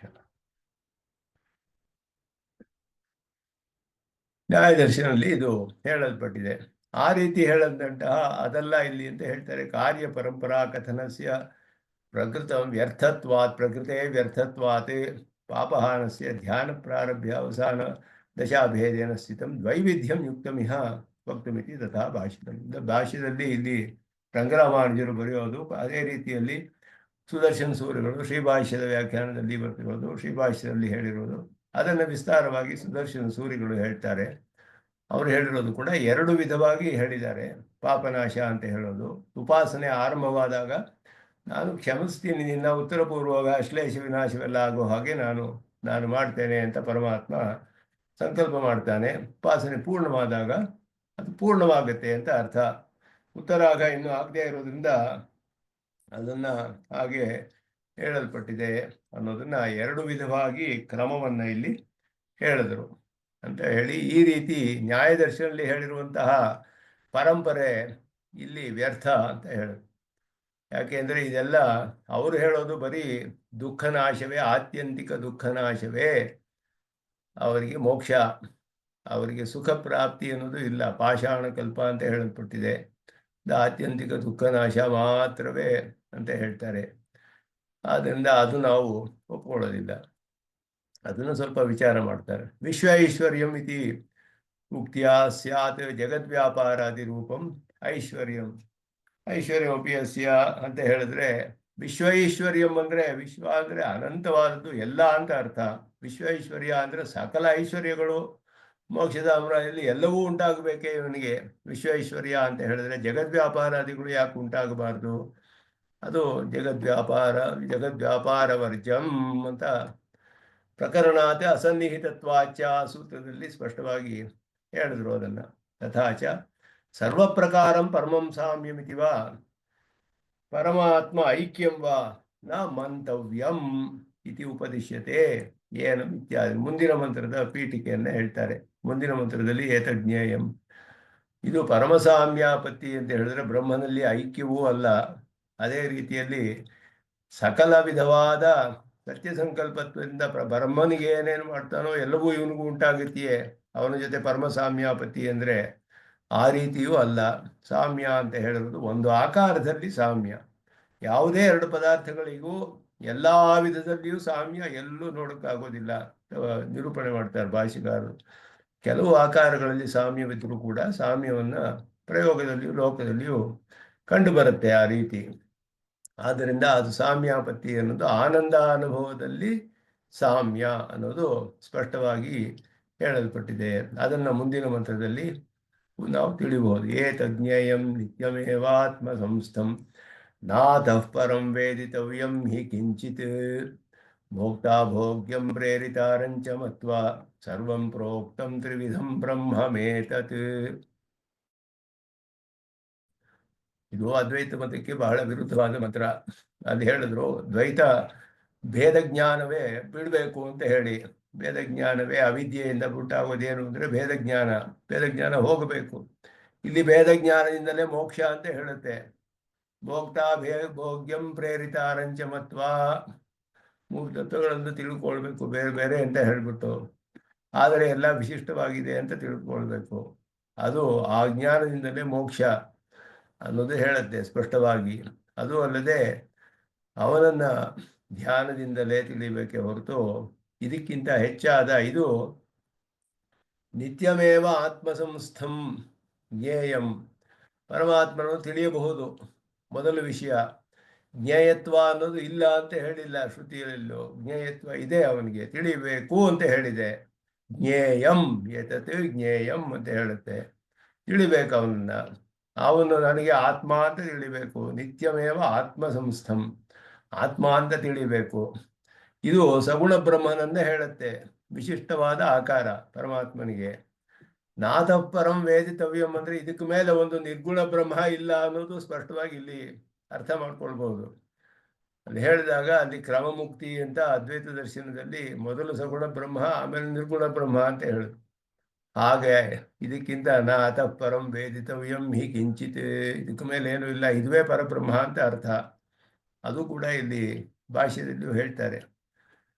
ಏತಜ್ಞೇಯಂ ಕಿಂಚಿತ್ ಏವಂ ಭೂತಂ ಪರಂ ಬ್ರಹ್ಮ ಆತ್ಮ ನಿತ್ಯಮೇವ ಆತ್ಮ ಸಂಸ್ಥಂ ಅಂತ ಹೇಳಿದೆ. ಹೇಗೆ ತಿಳಿಬೇಕು? ನಿತ್ಯಮೇವ ಆತ್ಮ ಸಂಸ್ಥಂ, ಆತ್ಮ ಅಂತರ್ಯಾಮಿ, ಅಂತರ್ಯಾಮಿತೆಯ ಸಂಸ್ಥಿತಂ ಜ್ಞೇಯಂ.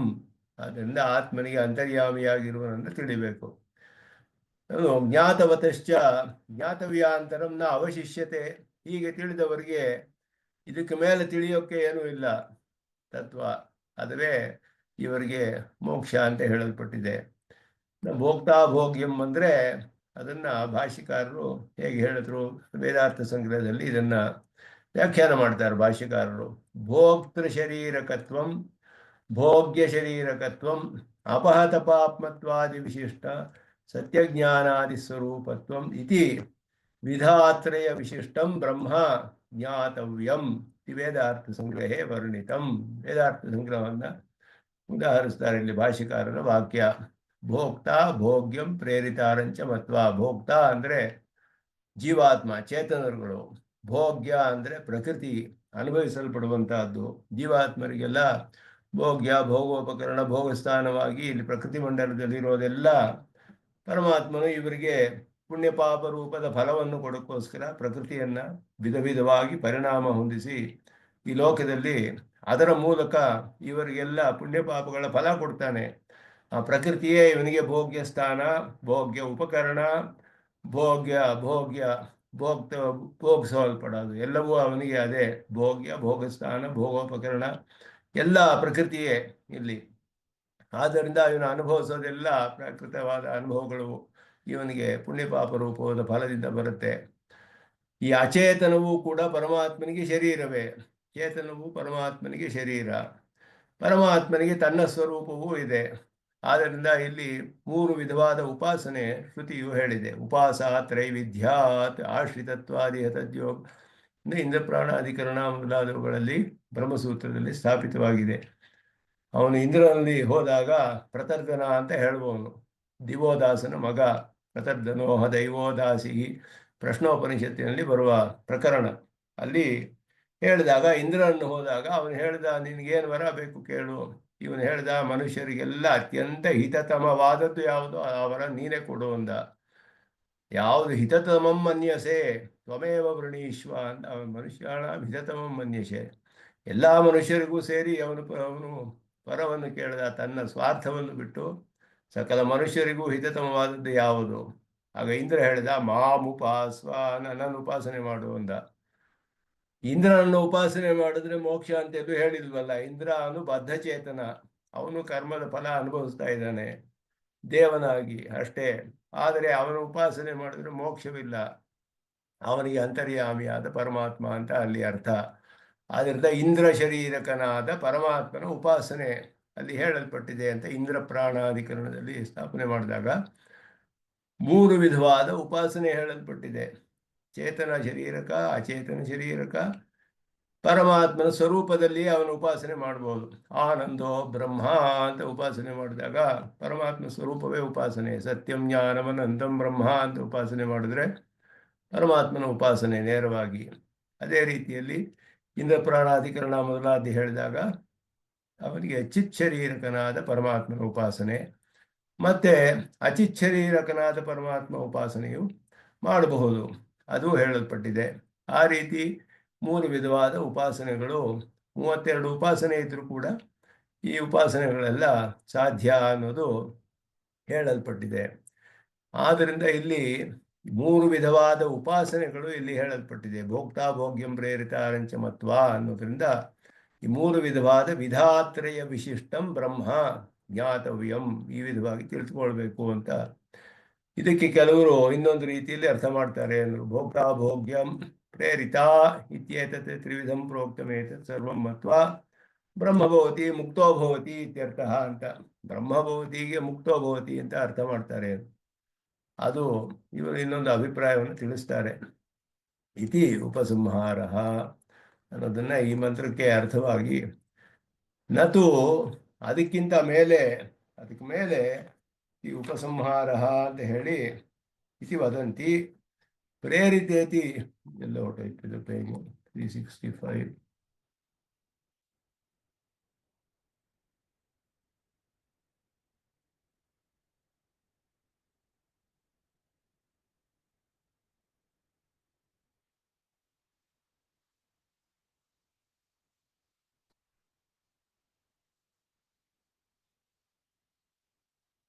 ಇನ್ನು ಪೇಜ್ ಹೊಟ್ಟೋಗಿದೆ, 366 ಹೊಟ್ಟೋಗಿದೆ. 365 ಪೇಜ್ ಮಿಕ್ಸಿಂಗ್, 366 ಇದು ಪೇಜು. ಇಲ್ಲಿ ಪ್ರಿಂಟಿಂಗ್ ಸರಿಯಾಗಿ ಕಾಣಿಸ್ತಾ ಇಲ್ಲ, ಒಂದು ಪೇಜ್ ಬಿಟ್ಟೋಗಿದೆ. ಉಪಸಂಹಾರ ಪ್ರೇರಿತ ಇತಿ ವಕ್ತವ್ಯ, ಮೂರನೇ ಪೇಜಲ್ಲಿ ಸ್ವಲ್ಪವೇ ಇರೋದು, ಅದನ್ನ ಓದ್ಬಿಡ್ತೀನಿ ನಾನೇ. ಪ್ರೇರಿತೇತಿ ವಕ್ತವ್ಯೆ ಪ್ರೇರಿತಾರಂ ಇತಿ ಛಾಂದ ಸಂರೂಪಂ ಭೋಕ್ತಾ ಭೋಗ್ಯಂ ಪ್ರೇರಿತಾರಂ ಚ ಪ್ರೇರಿತಾರಂ ಅಂತ ಮತ್ವ ಅಂತ ಹೇಳಿದಾಗ ಪ್ರೇರಿತ ಇತಿ ಮತ್ವ ಅನ್ನೋದು ಅಲ್ಲಿ ಅರ್ಥ ನಾವು ಮಾಡ್ಕೊಳ್ಬೇಕು ಅಂತ ಹೇಳಿ. ಪ್ರೇರಿತಾರಂ ಅನ್ನೋದು ಶ್ರುತಿಯ ಪ್ರಯೋಜನ, ಅದಕ್ಕೆ ಶ್ರುತಿಯ ಪ್ರಯೋಗ. ಅದಕ್ಕೆ ಒಂದು ಪ್ರಶ್ನೆಯನ್ನು ಹೇಳ್ತಾರೆ, ಇಲ್ಲಿ ಆಕ್ಷೇಪವನ್ನು ಹಾಕೊಳ್ತಾರೆ ಭಾಷಿಕಾರರು. ನನು ಏತತ್ ಜ್ಞೇಯಂ ನಿತ್ಯಮೇವ ಆತ್ಮಸಂಸ್ಥಂ ಇತಿ ಅನುಪಪನ್ನಂ. ಏತತ್ ಜ್ಞೇಯಂ ನಿತ್ಯಂ ಆತ್ಮಸಂಸ್ಥಂ ಅಂತ ಹೇಳಿದೆಯಲ್ಲ, ನಿತ್ಯಮೇವ ಆತ್ಮಸಂಸ್ಥಂ, ಇದು ಹೇಗೆ ಹೇಳಕ್ ಸಾಧ್ಯ ಅಂತ ಪ್ರಶ್ನೆ ಮಾಡಿದ್ರು. ಆತ್ಮಸಂಸ್ಥಸ್ಯ ಪರಸ್ಯ ಅನುಪಲಂಭಾತ್, ಆತ್ಮಸಂಸ್ಥನಾಗಿ ಪರಮಾತ್ಮ ನಮಗೆ ಸಿಗ್ತಾ ಇಲ್ವಲ್ಲ, ಕಂಡು ಬರ್ತಾ ಇಲ್ವಲ್ಲ, ಇಲ್ಲಿ ಹೇಗೆ ತಿಳಿಯೋದು ಅವನನ್ನ ಅಂತ ಪ್ರಶ್ನೆ. ಯಥಾ ಅದಕ್ಕೆ ಮುಂದೆ ಹೇಳ್ತಾರೆ, ಅರಣಿಗತಸ್ಯ ವನ್ಯೇ ಪ್ರತ್ಯಕ್ಷೇಣ ಅನುಪಲಂಭೇಪಿ. ಅರಣಿ ಅಂದರೆ ಕಟ್ಟೆ ಇದೆ, ಅದರಲ್ಲಿ ಅಗ್ನಿ ಇದೆ. ಎರಡು ಅರಣಿಯ ಕಡ್ಡಿಗಳನ್ನ ಉಜ್ಜಿ ಅಗ್ನಿಯನ್ನು ಉತ್ಪತ್ತಿ ಮಾಡ್ತಾರೆ ಅಗ್ನಿಹೋತ್ರಿಗಳು. ದಿನವೂ ಅಗ್ನಿಹೋತ್ರ ಮಾಡುವಾಗ ಅರಣಿಯನ್ನು ಉಜ್ಜಿ ಅಗ್ನಿಯನ್ನು ಉತ್ಪತ್ತಿ ಮಾಡ್ತಾರೆ. ಆ ಅರಣಿಯ ಒಳಗಡೆ ಅಗ್ನಿ ಇದೆ ಅನ್ನೋದು ತಿಳಿದು ಬರುತ್ತೆ, ಆದರೆ ಕಂಡು ಬರೋದಿಲ್ಲ ಪ್ರತ್ಯಕ್ಷವಾಗಿ. ಆದ್ದರಿಂದ ಶ್ರುತಿಯಲ್ಲಿ ಹೇಳಿರುವ ಅರ್ಥವನ್ನ ಪ್ರತ್ಯಕ್ಷವೋ ಅನುಮಾನವೋ ತಳ್ಳಿ ಹಾಕಕ್ಕೆ ಸಾಧ್ಯವಿಲ್ಲ. ಅತೀಂದ್ರಿಯವಾದ ವಿಷಯಗಳನ್ನು ಶ್ರುತಿ ತಿಳಿಸುತ್ತೆ. ಆದ್ದರಿಂದ ಅರಣಿಯ ಒಳಗಡೆ ಇರುವ ವನ್ಹಿ ಹೇಗೆ ಪ್ರತ್ಯಕ್ಷದಲ್ಲಿ ಸಿಗದೆ ಹೋದರೂ ಕೂಡ ಮಥನೆ ಧೂಮೋಪಲಂಭಾತೆ ನ ತತ್ಸತ್ತಾಪನ್ಹವಾರ್ಹ. ಮಥನ ಮಾಡಿದಾಗ ಅದರಿಂದ ಹೊಗೆಯೂ ಬರುತ್ತೆ, ಅಗ್ನಿಯೂ ಉಂಟಾಗುತ್ತೆ. ಆಗ ಅಲ್ಲಿ ಬೆಂಕಿ ಇದೆ ಅನ್ನೋದು ನಮಗೆ ಸ್ಪಷ್ಟವಾಗಿ ತಿಳಿಯುತ್ತೆ.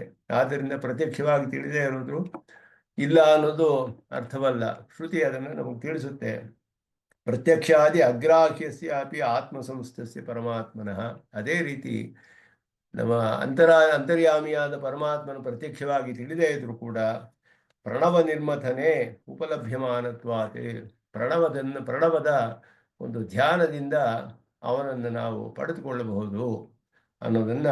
ಆದ್ದರಿಂದ ಅಂತರ್ಯಾಮಿಯಾಗಿ ಇದಾನವನು, ಆದ್ದರಿಂದ ಅವನನ್ನ ಅಂತರ್ಯಾಮಿಯಾಗಿರುವ ಹಾಗೆ ನಾವು ತಿಳಿಯಬಹುದು ಅನ್ನೋದು, ಅದಕ್ಕೇನು ವಿರೋಧವಿಲ್ಲ. ನ ತತ್ಸತ್ತ ಅಪನ್ಹವಾರ್ಹ ಇತ್ಯಾಹ ವನ್ಹೇಹಿ. ಮುಂದಿನ ಮಂತ್ರದ ಅರ್ಥವನ್ನ ಇಲ್ಲಿ ಹೇಳ್ತಾರೆ. ಅದರಲ್ಲಿ ಈ ಮಂತ್ರದಲ್ಲಿ ಇಷ್ಟು ಭೋಕ್ತಾ ಭೋಗ್ಯಂ ಪ್ರೇರಿತಾರಂಚ ಮತ್ವ ಅನ್ನೋದು ಭೋಕ್ತೃ ಶರೀರಿಕನಾದ ಪರಮಾತ್ಮ ಉಪಾಸನೆ. ಅದನ್ನ ಅಲ್ಲಿ ಹೇಳುವಾಗ ಭಾಷಿಕಾರರು ತೈತ್ತಿರೀಯೋಪನಿಷತ್ತಿನ ವಾಕ್ಯ ಹೇಳ್ತಾರೆ, ತದನುಪ್ರವಿಶ್ಯ ಸತ್ಯತ್ಯಚ್ಚಾಭವತ್. ಶ್ರುತಿ ಹೇಳುತ್ತೆ ಅನುಪ್ರವಿಶ್ಯ ಸತ್ ಚ ತ್ಯತ್ ಚ ಅಭವತ್. ಪರಮಾತ್ಮ ಸಂಕಲ್ಪ ಮಾಡಿದ ಸೃಷ್ಟಿ ಮಾಡ್ತೀನಿ ಅಂತ ಹೇಳಿ ತಾನೇ ಎಲ್ಲವೂ ಆದ, ಎಲ್ಲಕ್ಕೂ ಅನುಪ್ರವೇಶ ಮಾಡಿದ ಅಂತ. ಸೃಷ್ಟ್ವಾದ ದೇವಾನುಪ್ರಾವಿಶತ್, ಅದೆಲ್ಲ ಸೃಷ್ಟಿ ಮಾಡಿ ಅನುಪ್ರವೇಶ ಮಾಡಿದ. ತದ್ ಅನುಪ್ರವಿಶ್ಯ ಸಚ್ಚ ತ್ಯಚ್ಚ ಅಭವತ್. ಸತ್ ಅಂತ ಹೇಳಲ್ಪಟ್ಟ ಚೇತನನು ಮತ್ತು ತ್ಯತ್ ಅನ್ನುವ ಅಚೇತನ ಎಲ್ಲ ತಾನೇ ಆದ ಅಂತ ಹೇಳಿದ್ರೆ ಸತ್ಯಂಚ ಅನೃತಂಚ ಸತ್ಯಮಭವತ್ ಅದನ್ನು ಹೇಳುತ್ತೆ ಶ್ರುತಿ. ಅವನು ಸತ್ಯರೂಪನಾಗಿಯೇ ಇದ್ದ, ಯಾವ ವಿಕಾರವಿಲ್ಲದೆ. ಚೇತನಾಚೇತನಗಳಲ್ಲಿ ಅಂತರ್ಯಾಮಿಯಾಗಿದ್ದರೂ ಕೂಡ ಅವುಗಳ ವಿಕಾರವೆಲ್ಲ ಅವನ ಶರೀರವಾದ ಚೇತನಗಳಲ್ಲಿ ಪರಿಣಾಮವೇ ಹೊರತು ಪರಮಾತ್ಮನಿಗೆ ಯಾವ ಪರಿಣಾಮವೂ ಇಲ್ಲದೆ ಅವನು ಅವಿಕಾರಿಯಾಗಿಯೇ ಇದ್ದ ಅಂತ ಶ್ರುತಿ ಹೇಳೋದ್ರಿಂದ ಆ ರೀತಿ ಅರ್ಥವನ್ನು ಇಲ್ಲಿ ನಾವು ಮಾಡಿಕೊಳ್ಬೇಕು. ಭೋಕ್ತಾ ಭೋಗ್ಯಂ ಪ್ರೇರಿತಾರಂಚ ಮತ್ವ, ಅದುವೇ 3 ವಿಧವಾದ ಬ್ರಹ್ಮ ಅಂತ ಹೇಳಲ್ಪಟ್ಟಿರೋದು. ಅದಕ್ಕೆ ಮೇಲೆ ತಿಳಿಬೇಕಾದ್ದು ಏನೂ ಇಲ್ಲ ಅನ್ನೋದು ಕೂಡ ಶ್ರುತಿ ಸ್ಪಷ್ಟವಾಗಿ ನಮಗೆ ತಿಳಿಯುತ್ತೆ. ಇಲ್ಲಿ ನಿತ್ಯಮೇವ ಆತ್ಮಸಂಸ್ಥಂ ಇತಿ ಉತ್ತಮೂರು ಸ್ವಾಮಿಗಳು ಹೇಳ್ತಾರೆ. ಜೀವಾತ್ಮನೋ ದೇವಾತ್ಮನಶ್ಚ ಶರೀರಾತ್ಮಭಾವರೂಪ ಸಂಬಂಧ ಅನಪಾಯ. ದೇವಾತ್ಮನಶ್ಚ ಅಂತ ಹೇಳಿದ್ರೆ ಅಲ್ಲಿ ಮುಕ್ತರು ನಿತ್ಯರು ಅಂತ ಅರ್ಥ. ಜೀವಾತ್ಮರು ದೇವಾತ್ಮರು, ಇಲ್ಲಿ ಇರುವವರು ಬದ್ಧರು ಮುಕ್ತರು ಎಲ್ಲರೂ ಕೂಡ ಪರಮಾತ್ಮನ ಶರೀರವೇ. ಎಲ್ಲವೂ ಕೂಡ ಶರೀರಾತ್ಮಭಾವ ಅನ್ನೋದನ್ನು ಯಾರು ಬಿಡಕ್ಕಾಗೋದಿಲ್ಲ. ಅಲ್ಲಿಯೂ ಇವನು ಶೇಷಭೂತನೇ, ಇಲ್ಲಿಯೂ ಶೇಷಭೂತನೇ. ಆದ್ದರಿಂದ ಇವನಿಗೆ ಅಲ್ಲಿ ಹೋದರೂ ಹೀಗೆ ಹೊರತು ಅಲ್ಲಿ ಅವನು ಶೇಷಿ ಆಗ್ತೀನಿ ಅಂದರೆ ಆಗೋದಿಲ್ಲ. ಅತಃ ಅಯಂ ತದಾಪಿ ತದಧೀನಯೇವ, ಮೋಕ್ಷದಲ್ಲಿಯೂ ಅವನಿಗೆ ಅಧೀನವಾಗಿಯೇ ಇರ್ತಾನೆ ಶೇಷಭೂತನಾಗಿ. ಆ ಸ್ವರೂಪವೇ ಹಾಗೆ, ಚೇತನರ ಸ್ವರೂಪವೇ ಶೇಷತ್ವ ಅನ್ನೋದು ಪ್ರಧಾನವಾದದ್ದು. ಶೇಷತ್ವೇ ಸತಿ ಚೈತನ್ಯತ್ವಂ ಅನ್ನೋದೇ ಅವನ ಲಕ್ಷಣವು ಹೇಳಲ್ಪಟ್ಟಿದೆ. ನಾಸ್ಯ ತದೈಕ್ಯಂ ತದತ್ಯಂತ ಸರ್ವಪ್ರಕಾರ ಸಾಮ್ಯಂ ವಾ ಇತಿ ಭಾವ. ಆದ್ದರಿಂದ ಅಲ್ಲಿಯೂ ಅವನು ಪರಮಾತ್ಮನ ಶರೀರಭೂತನಾಗಿ ಅವನ ಅಧೀನದಲ್ಲಿಯೇ ಇರೋದ್ರಿಂದ, ಅವನ ಆಧಾರದಲ್ಲಿಯೇ, ಅವನ ನಿಯಮನದಲ್ಲಿಯೇ ಇರೋದ್ರಿಂದ ಅಲ್ಲಿಯೂ ಕೂಡ ಐಕ್ಯವೂ ಇಲ್ಲ. ಪರಮ ಸಾಮ್ಯಾಪತಿ ಅಂದರೆ ಎಲ್ಲ ವಿಧವಾದದಲ್ಲಿಯೂ ಸಾಮ್ಯವು ಕೂಡ ಅವನಿಗೆ ಇಲ್ಲ ಅನ್ನೋದನ್ನು ಹೇಳಿದರು. ಏವಂಚ ವಿಶ್ವೈಶ್ವರ್ಯಂ ನಾಮ ಭಾಷ್ಯೋಕ್ತ ರೀತ್ಯ ವಿಶ್ವಾದಿಶಾಯಿ ಪ್ರಾಕೃತ ಪ್ರಪಂಚ ಅತಿಶಾಯಿತಂ ಐಶ್ವರ್ಯಂ. ಪ್ರಾಕೃತ ಪ್ರಪಂಚಕ್ಕೆ ಅತಿಶಯವಾದ, ಅದನ್ನು ಮೀರಿದಂತಹ ಐಶ್ವರ್ಯ ಅಂತ ಅರ್ಥ ಮಾಡ್ಕೊಳ್ಬೋದು. ಅಥವಾ ಸಮಸ್ತಂ ಜೀವೇನ ಯಾವತ್ ಸಂಪಾದಿತು ಇದು ಶಕ್ಯಂ ತಾವದೈಶ್ವರ್ಯಂ ಇತಿ ಅಸ್ತು. ವಿಶ್ವ ಐಶ್ವರ್ಯಂ ಅಂದರೆ ಎಲ್ಲ ಐಶ್ವರ್ಯವೂ ಅಂದರೆ ಇವನಿಗೆ ಎಷ್ಟು ಸಾಧ್ಯವೋ ಸಂಪಾದಿಸೋಕ್ಕೆ ಅಷ್ಟು ಅಂತ ಅರ್ಥ. ಅದಕ್ಕೆ ಮೇಲೆ ಇವನ ಸ್ವರೂಪ ಹೇಗೆ ಅಂದರೆ ಪರಮಾತ್ಮನಿಗೆ ಶೇಷಭೂತ, ಅದಕ್ಕೆ ಮೇಲೆ ಹೋಗೋಕ್ಕಾಗೋದಿಲ್ಲ. ಅವನು ಅಲ್ಲಿಯೂ ಶೇಷತ್ವವೇ ಅನುಸಂಧಾನ ಮಾಡೋದು. ಆದ್ದರಿಂದ ಇಲ್ಲಿ ನಾನು ಇಯಂ ಸಗುಣಾವಸ್ಥಾ ಅಂದರು. ಸಗುಣಾವಸ್ಥೆ ಇದು. ಆದ್ದರಿಂದ ನಿರ್ಗುಣಾವಸ್ಥಾಯ ತು ಸ್ಯಾತ್ ಐಕ್ಯಂ ಇತ್ಯಪಿ ನ ಇತಿ ಜ್ಞಾಪ್ಯತೆ ನಾತಃ ಪರಂ ವೇದಿತವ್ಯಂ ಹಿ ಕಿಂಚಿತ್. ವಿಷ್ಣುಮೂರ್ತಿ ಸ್ವಾಮಿಗಳು ಹೇಳ್ತಾರೆ, ಇದಕ್ಕೆ ಮೇಲೆ ತಿಳಿಬೇಕಾದಿಲ್ಲ. ಅಂದರೆ ಒಂದು ನಿರ್ಗುಣಾವಸ್ಥೆ ಅದಕ್ಕೆ ಮೇಲಿದೆ ಅಂತ ಹೇಳೋರು ಅವರ ಅಭಿಪ್ರಾಯವನ್ನು ಇಲ್ಲಿ ತಳ್ಳಿ ಹಾಕಿದೆ ಅಂತ ಹೇಳ್ಬಿಟ್ಟು. ಏವಂಚ ಅತೇಚನ ಶರೀರಕತ್ವವತ್ ಚೇತನ ಶರೀರಕತ್ವಮಪಿ ಬ್ರಹ್ಮಣಃ ಸಾರ್ವಕಾಲಿಕಂ ಇತಿ ಪ್ರದರ್ಶನಪೂರ್ವಂ ನಿಗಮ್ಯತೆ ಭೋಕ್ತಾ ಇತ್ಯಾದಿನ. ಅಚೇತನವೆಲ್ಲ ಅವನಿಗೆ ಹೇಗೆ ಶರೀರವಾಗಿದೆಯೋ ಚೇತನರು ಅವನಿಗೆ ಶರೀರವೇ. ಸಿ ಆತ್ಮ ಶರೀರಂ ಅನ್ನೋ ವಾಕ್ಯ ಶ್ರುತಿಯಲ್ಲಿ ಹೇಳುತ್ತೆ ಸ್ಪಷ್ಟವಾಗಿ. ಅದೆಲ್ಲ ವೇದಾರ್ಥ ಸಂಗ್ರಹದಲ್ಲಿ ಹೇಳಲ್ಪಟ್ಟಿದೆ. ತತ್ರ ಅಯಂ ಸೂಕ್ತಿ ತತ್ರ ಇಯಂ ಸೂಕ್ತಿ ಏವಂ ಭೂತ ಭೋಕ್ತೃಭೋಗ್ಯ ಯೋ ಅಂತರ್ಯಾಮಿ ರೂಪೇಣ ಅವಸ್ಥಾನಂ. ಈ ರೀತಿಯಾದ ಭೋಕ್ತೃ ಭೋಗ್ಯ ಇವರಿಗೆಲ್ಲ ಅಂತರ್ಯಾಮಿಯಾಗಿರುವುದು. ಸ್ವರೂಪೇಣ ಅಪರಿಮಿತ ಗುಣೌಘಾಶ್ರಯತ್ವೇನ ಅವಸ್ಥಾನಂ ಇತಿ ಪರಸ್ಯ ಬ್ರಹ್ಮಣಃ ತ್ರಿವಿಧಾವಸ್ಥಾನಂ ಜ್ಞಾತವ್ಯಂ ಇತ್ಯರ್ಥ. ಈ ಮಂತ್ರಕ್ಕೆ ವ್ಯಾಖ್ಯಾನವನ್ನು ಹೀಗೆ ಮಾಡಿದ್ದಾರೆ ಅನ್ನೋದನ್ನು ತಿಳಿಸ್ತಾರೆ. ಅದು ಕೆಲವರು ವಿಚಾರವನ್ನು ಇಲ್ಲಿ ಹೇಳ್ತಾರೆ. ಪಕ್ಷಾಂತರತೆಯ ನಿರ್ದೇಶ ಕುತ ಇತಿ ಚೇತ್ ವೇದಾರ್ಥ ಸಂಗ್ರಹ ವ್ಯಾಖ್ಯಾಯ ತಾತ್ಪರ್ಯ ದೀಪಿಕಾಯಾಮ್ ಅತ್ರ ಸಂದರ್ಭೆ. ತಾತ್ಪರ್ಯ ದೀಪಿಕೆಯನ್ನು ಕೂಡ ಇಲ್ಲಿ ಉತ್ತಮ ಸ್ವಾಮಿಗಳು ಹೇಳ್ತಾರೆ. ಸದ್ವಾರಕ ಆಕಾರ, ಸದ್ವಾರಕಂ ಅಸದ್ವಾರಕಂ, ಸದ್ವಾರಕಂ ಆಕಾರ ದ್ವಯಂ ಅದ್ವಾರಕಂ ಏಕಂ ಆಕಾರಶ್ಚ ಇದು ಬ್ರಹ್ಮ ತ್ರಿವಿಧಂ. ಅವ್ರು ಹೇಳಿರೋದು ಸದ್ವಾರಕವಾದ 2 ಆಕಾರಗಳು, ಅದ್ವಾರಕವಾದ 1 ಆಕಾರ. ಸದ್ವಾರಕ ಅಂದರೆ ಇನ್ನೊಂದರ ಮೂಲಕ, ಅದ್ವಾರಕ ಅಂದರೆ ನೇರವಾಗಿ ಅಂತ. ಸದ್ವಾರಕವಾದದ್ದು 2 ಆಕಾರಗಳು ಅಂದರೆ ಚೇತನ ಶರೀರ ಅಚೇತನ ಶರೀರ, ಚೇತನರ ಮೂಲಕ ಅಚೇತನ ಮೂಲಕ ಅಂತ ಅರ್ಥ, ಅಂತರ್ಯಾಮಿಯಾಗಿರೋದು. ಅದ್ವಾರಕ ಅಂದರೆ ನೇರವಾಗಿ ಬ್ರಹ್ಮಸ್ವರೂಪವೇ ಅಂತ ಅರ್ಥ. ಈ ರೀತಿ ಬ್ರಹ್ಮ ತ್ರಿವಿಧಂ ತದಂತರ್ಯಾಮೀತೆಯ ಅವಸ್ಥಾನಂ ಸ್ವರೂಪೇಣ ಅವಸ್ಥಾನಂ ಚ ಇತಿ ತ್ರಿವಿಧಂ ಇತಿ ಏತಾವನ್ಮಾತ್ರ ಉಕ್ತಾವಪಿ ಪೂರ್ವತ್ರ ಭೋಕ್ತೃಭೋಗ್ಯ ಎಲ್ಲ ಇದನ್ನ ಹೇಳ್ತಾರೆ. ಉತ್ತಮ ಸ್ವಾಮಿಗಳು ಸ್ವಲ್ಪ ವಿಸ್ತಾರವಾಗಿ ಹೇಳ್ತಾರೆ. ಈ ರೀತಿಯ ಅರ್ಥವನ್ನು ನಾವು ಮಾಡ್ಕೊಳ್ಬೇಕು ಇದಕ್ಕೆ ಅಂತ ಹೇಳಿಬಿಟ್ಟು, ಮೂರು ವಿಧವಾದ ಉಪಾಸನೆಗಳು ಬ್ರಹ್ಮನಿಗೆ ಹೇಳಲ್ಪಟ್ಟಿದೆ. ಮುಂದಿನ ಮಂತ್ರಕ್ಕೆ ವಹ್ನೇರ್ಯಥಾ ಯೋನಿಗತಸ್ಯ ಮೂರ್ತಿ ನ ದೃಶ್ಯತೆ ನೈವ ಚ ಲಿಂಗನಾಶಃ ಸ ಭೂಯ ಏವ ಇಂಧನಯೋಗಗೃಹ್ಯಃ ಭೂಯ ಏವೇಂಧನ ಯೋನಿಗೃಹ್ಯಃ ತದ್ವೋ ಭಯಂ ವೈ ಪ್ರಣವೇನ ದೇಹೇ. ಈ ಮಂತ್ರಗಳೆಲ್ಲ ಬಹಳ ಉಪಾಸನೆಯ ವಿಷಯವನ್ನೇ ಹೇಳುತ್ತೆ. ಇಲ್ಲೆಲ್ಲ ಬೇರೆ ಬೇರೆ ವಿಧವಾಗಿ ಉಪಾಸನೆಗೆ ಮಂತ್ರಗಳು, ಉಪಾಸನೆ ಮಾಡುವಂತಹ ವಿಷಯಗಳನ್ನೆಲ್ಲ ಇಲ್ಲಿ ಹೇಳಿದೆ ಉಪನಿಷತ್ತಿನಲ್ಲಿ. ಯೋನಿಗತಸ್ಯ ಕಾರಣಭೂತ ಅರಣಿಗತಸ್ಯ ಅರ್ಥಿ ಅಂತ ಅರ್ಥ ಇಲ್ಲಿ. ಯೋನಿಗತಸ್ಯ ವಹ್ನೇಃ ಯಥಾ ನ ಮೂರ್ತಿ ದೃಶ್ಯತೆ ನೈವ ಚ ಲಿಂಗನಾಶಃ ಅನ್ನೋದು ಅನ್ವಯ. ಯೋನಿಗತಸ್ಯ ಅಂದರೆ ಯೋನಿ ಅಂದರೆ ಕಾರಣ ಅನ್ನುವ ಅರ್ಥ. ಕಾರಣಭೂತ ಅರಣಿಗತಸ್ಯ ಅಂತ ಅರ್ಥ. ಕಾರಣವಾದಂತಹ ಅರಣಿ, ಅದು ಒಂದು ಮರದ ಕಟ್ಟೆ, ಅದು ಅರಣಿ ಅಂತ ಹೇಳುವಂತಹದ್ದು. ಅದರ ಒಂದು ಸಮಿತ್ತಿನ ಒಂದು ಕಡ್ಡಿ, ಅದನ್ನ ಉಜ್ಜುತ್ತಾರೆ, ಅರಣಿ ಅಂತ ಹೇಳಿದೆ. ಅದು ಅರಣಿ ಅಂದ್ರೆ ಸಮಿತ್ತು. ಆ ಕಾರಣಭೂತವಾದ ಅರಣಿ, ಅದರ ಒಳಗಡೆ ಅಗ್ನಿ ಇದೆ. ಆದ್ದರಿಂದ ಈ ಸಮಾರೋಪಣೆ ಮಾಡುವಾಗ ಆತ್ಮ ಸಮಾರೋಪಣೆ ಮಾಡ್ಕೋಬಹುದು, ಸಮಿತ್ ಸಮಾರೋಪಣೆಯನ್ನು ಮಾಡಬಹುದು. ಉಪಾಸನಾಗ್ನಿಯನ್ನ ಸಮಿತಿನಲ್ಲಿ ಸಮಾರೋಪಣೆ ಮಾಡಬಹುದು, ಆತ್ಮ ಸಮಾರೋಪಣೆ ಮಾಡ್ಕೋಬಹುದು. ಇದೆಲ್ಲ ಉಪಾಸನದಲ್ಲಿ ಹೇಳಲ್ಪಟ್ಟಿದೆ. ಆದ್ದರಿಂದ ಅಲ್ಲಿ ಒಳಗಡೆ ವನ್ಹಿ ಇದೆ ಅನ್ನೋದು ಸ್ಪಷ್ಟವಾಗಿ ತಿಳಿದು ಬರುತ್ತೆ. ಅಲ್ಲಿ ಇರೋದು ಸಾಮಾನ್ಯವಾಗಿರೋದು ಲೌಕಿಕ ಅಗ್ನಿ, ಅದಕ್ಕೆ ಮೇಲೆ ಬೇರೆ ಸ್ಥಾಪನೆ ಮಾಡಬಹುದು. ಯೋನಿಗತಸ್ಯ ಕಾರಣಭೂತ ಅರಣಿಗತಸ್ಯ ಮೂರ್ತಿ ಅಂದ್ರೆ ಸ್ವರೂಪಂ ಪ್ರತ್ಯಕ್ಷೇಣ ನ ದೃಶ್ಯತೆ. ಅಲ್ಲಿರುವ ಅಗ್ನಿ ನಮಗೆ ಕಂಡು ಬರೋದಿಲ್ಲ, ಅರಣ್ಯ ಒಳಗಡೆ ಇರುವಂತಹದ್ದು. ಲಿಂಗಂ ತು ದೃಶ್ಯತೆ ಅಂತ ಹೇಳಿದ್ರು.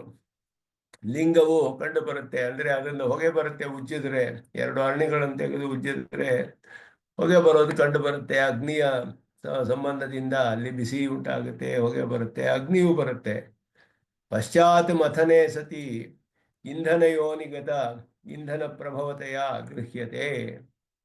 ಅದರಿಂದ ಉಂಟಾಗೋದು ನೋಡಿದ್ರೆ ಆಮೇಲೆ ಎರಡನ್ನು ಮಥನ ಮಾಡಿದ್ರೆ ಗೊತ್ತಾಗುತ್ತೆ, ಕಂಡು ಬರುತ್ತೆ. ಅದರಿಂದ ಲಿಂಗದ ನಾಶವಿಲ್ಲ, ಅಲ್ಲಿ ಇದೆ ಅನ್ನುವ ಲಕ್ಷಣ ಕಂಡು ಬರುತ್ತೆ.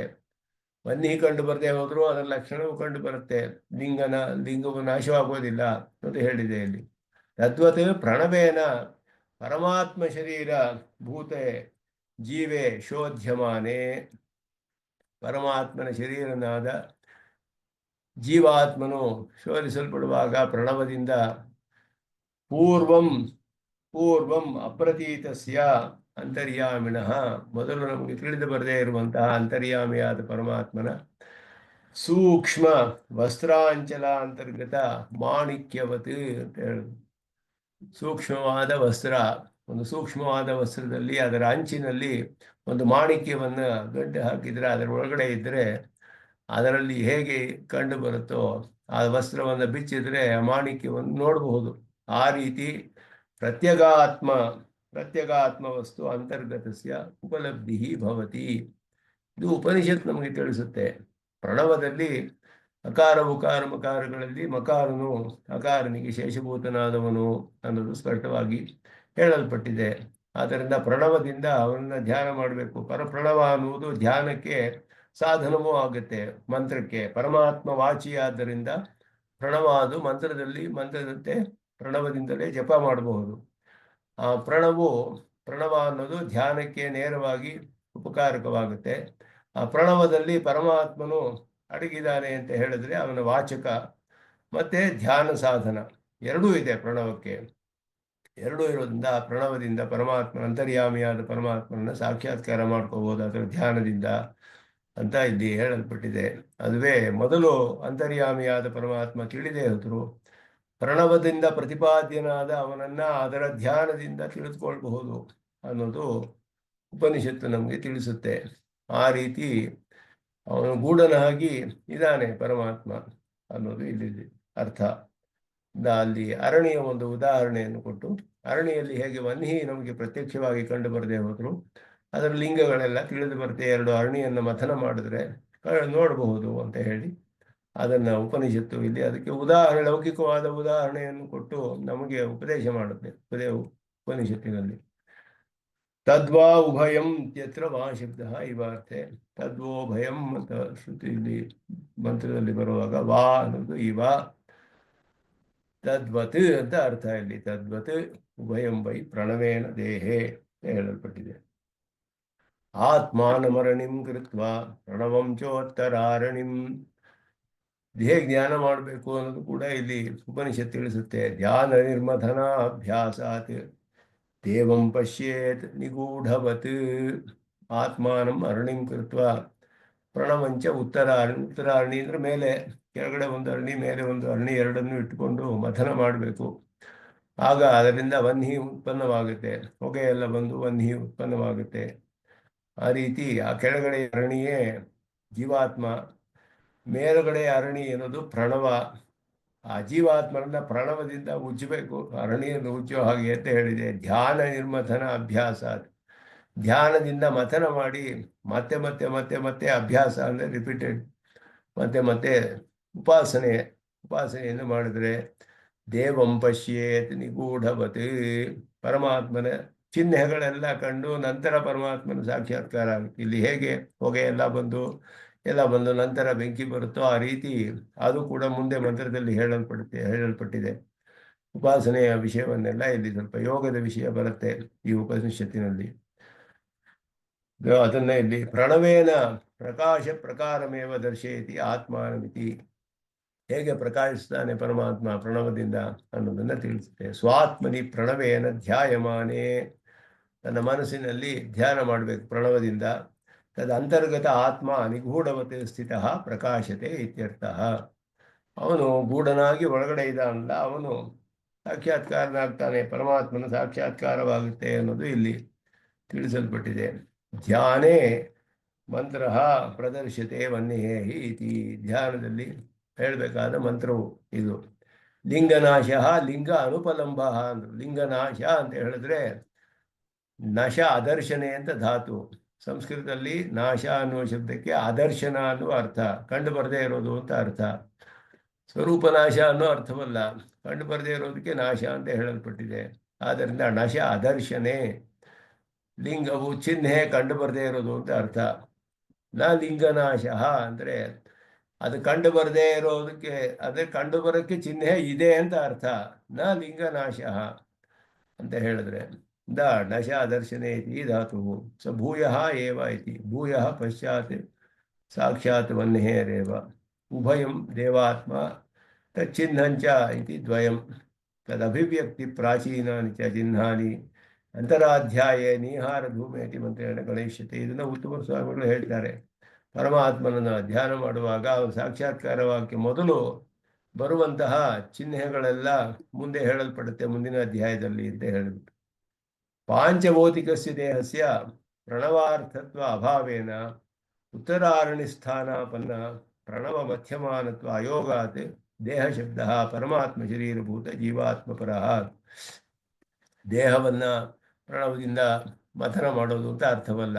ದೇಹ ಅಂತ ಹೇಳಿದ್ರೆ ಅದಕ್ಕೆ ದೇಹ ವಿಶಿಷ್ಟನ ದೇಹದ ಒಳಗಡೆ ಇರುವಂತಹ ಪರಮಾತ್ಮ ಅಂತ ಅರ್ಥ. ಪರಮಾತ್ಮನಿಗೆ ದೇಹವಾದ ಜೀವಾತ್ಮ, ದೇಹ ಅಂತ ಹೇಳಿದ್ರೆ ಪರಮಾತ್ಮನಿಗೆ ಶರೀರವಾದ ಜೀವಾತ್ಮನು ಹೇಳಲ್ಪಟ್ಟಿದ್ದಾನೆ ಅನ್ನೋದು ಅರ್ಥ. ಪ್ರಣವಂಚ ಉತ್ತರಾಯಣ. ಆತ್ಮಾನಂ ಅರಣಿಕೃತ್ವ ಅಂದರೆ ತನ್ನನ್ನು ಅರಣಿಯನ್ನಾಗಿ ಮಾಡಿ ಅಂತ ಹೇಳಿದ್ರೆ, ತನ್ನನ್ನು ಅಂದರೆ ತನ್ನ ದೇಹವನ್ನೇ ಹೇಳಿದ್ರೆ ದೇಹವಲ್ಲ, ಪರಮಾತ್ಮ ಶರೀರವಾದ ತನ್ನನ್ನು ಅಂದರೆ ಆತ್ಮನನ್ನು ಅಂತ ಅರ್ಥ. ಪರಮಾತ್ಮ ಶರೀರನಾದ ಆತ್ಮನನ್ನು ಅರಣ್ಯ ಸ್ಥಾನದಲ್ಲಿ ಮಾಡಬೇಕು ಅನ್ನೋದನ್ನ ಇಲ್ಲಿ ಹೇಳ್ತಾರೆ. ಉತ್ತರಾರಣ್ಯನಾಮ ಉಪರಿತನಂ ಅರಣಿಭೂತಂ ಮಥನ ಕಾಷ್ಠಂ. ಅದು ಮೇಲ್ಗಡೆ ಇರುವಂತಹದ್ದು ಹೇಳಲ್ಪಟ್ಟಿದೆ. ಅದರಿಂದ ಇದು ಗೂಢವಾಗಿ ಇರುವ ಪರಮಾತ್ಮನ ಧ್ಯಾನವನ್ನು ಮಾಡಿ ಅವನನ್ನು ಹೇಗೆ ಸಾಕ್ಷಾತ್ಕಾರ ಮಾಡ್ಕೊಳ್ಬಹುದು ಅನ್ನೋದನ್ನ ಒಂದು ಲೌಕಿಕವಾದ ಉದಾಹರಣೆ ದೃಷ್ಟಾಂತವನ್ನು ಕೊಟ್ಟು ಇದು ಸಾಧ್ಯ ಅಂತ ಉಪನಿಷತ್ ನಮಗೆ ತಿಳಿಸುತ್ತೆ. ಪ್ರತ್ಯಕ್ಷವಾಗಿ ಕಂಡು ಬರಲ್ಲ ಅಂದರೆ ಇದು ಸಾಧ್ಯವಿಲ್ಲ ಅನ್ನೋದು ಅರ್ಥವಲ್ಲ ಅಂತ ಹೇಳ್ಬಿಟ್ರು. ಇನ್ನು ಮುಂದೆ ಅದನ್ನೇ ಇನ್ನೊಂದೆರಡು ಮಂತ್ರಗಳಿಂದ ದೃಷ್ಟಾಂತಗಳಿಂದೆಲ್ಲ ಹೇಳಿ ಅದರಲ್ಲಿ ಮುಂದೆ ಆ ಅಧ್ಯಾಯ ಮುಗಿಯುತ್ತೆ, ಅದನ್ನು ಮುಂದೆ ಅನುಸಂಧಾನ ಮಾಡೋಣ ಅಂತ ಹೇಳಿದರು. ಶ್ರೀಮತಿ ವೆಂಕಟೇಶಾಯ ವೇದಾಂತ ಗುರುವೇ ಓಂ. पूर्णमिदं पूर्णात् पूर्णमुदच्यते पूर्णस्य पूर्णमादाय पूर्णमेवावशिष्यते। ओम शांति शांति शांति।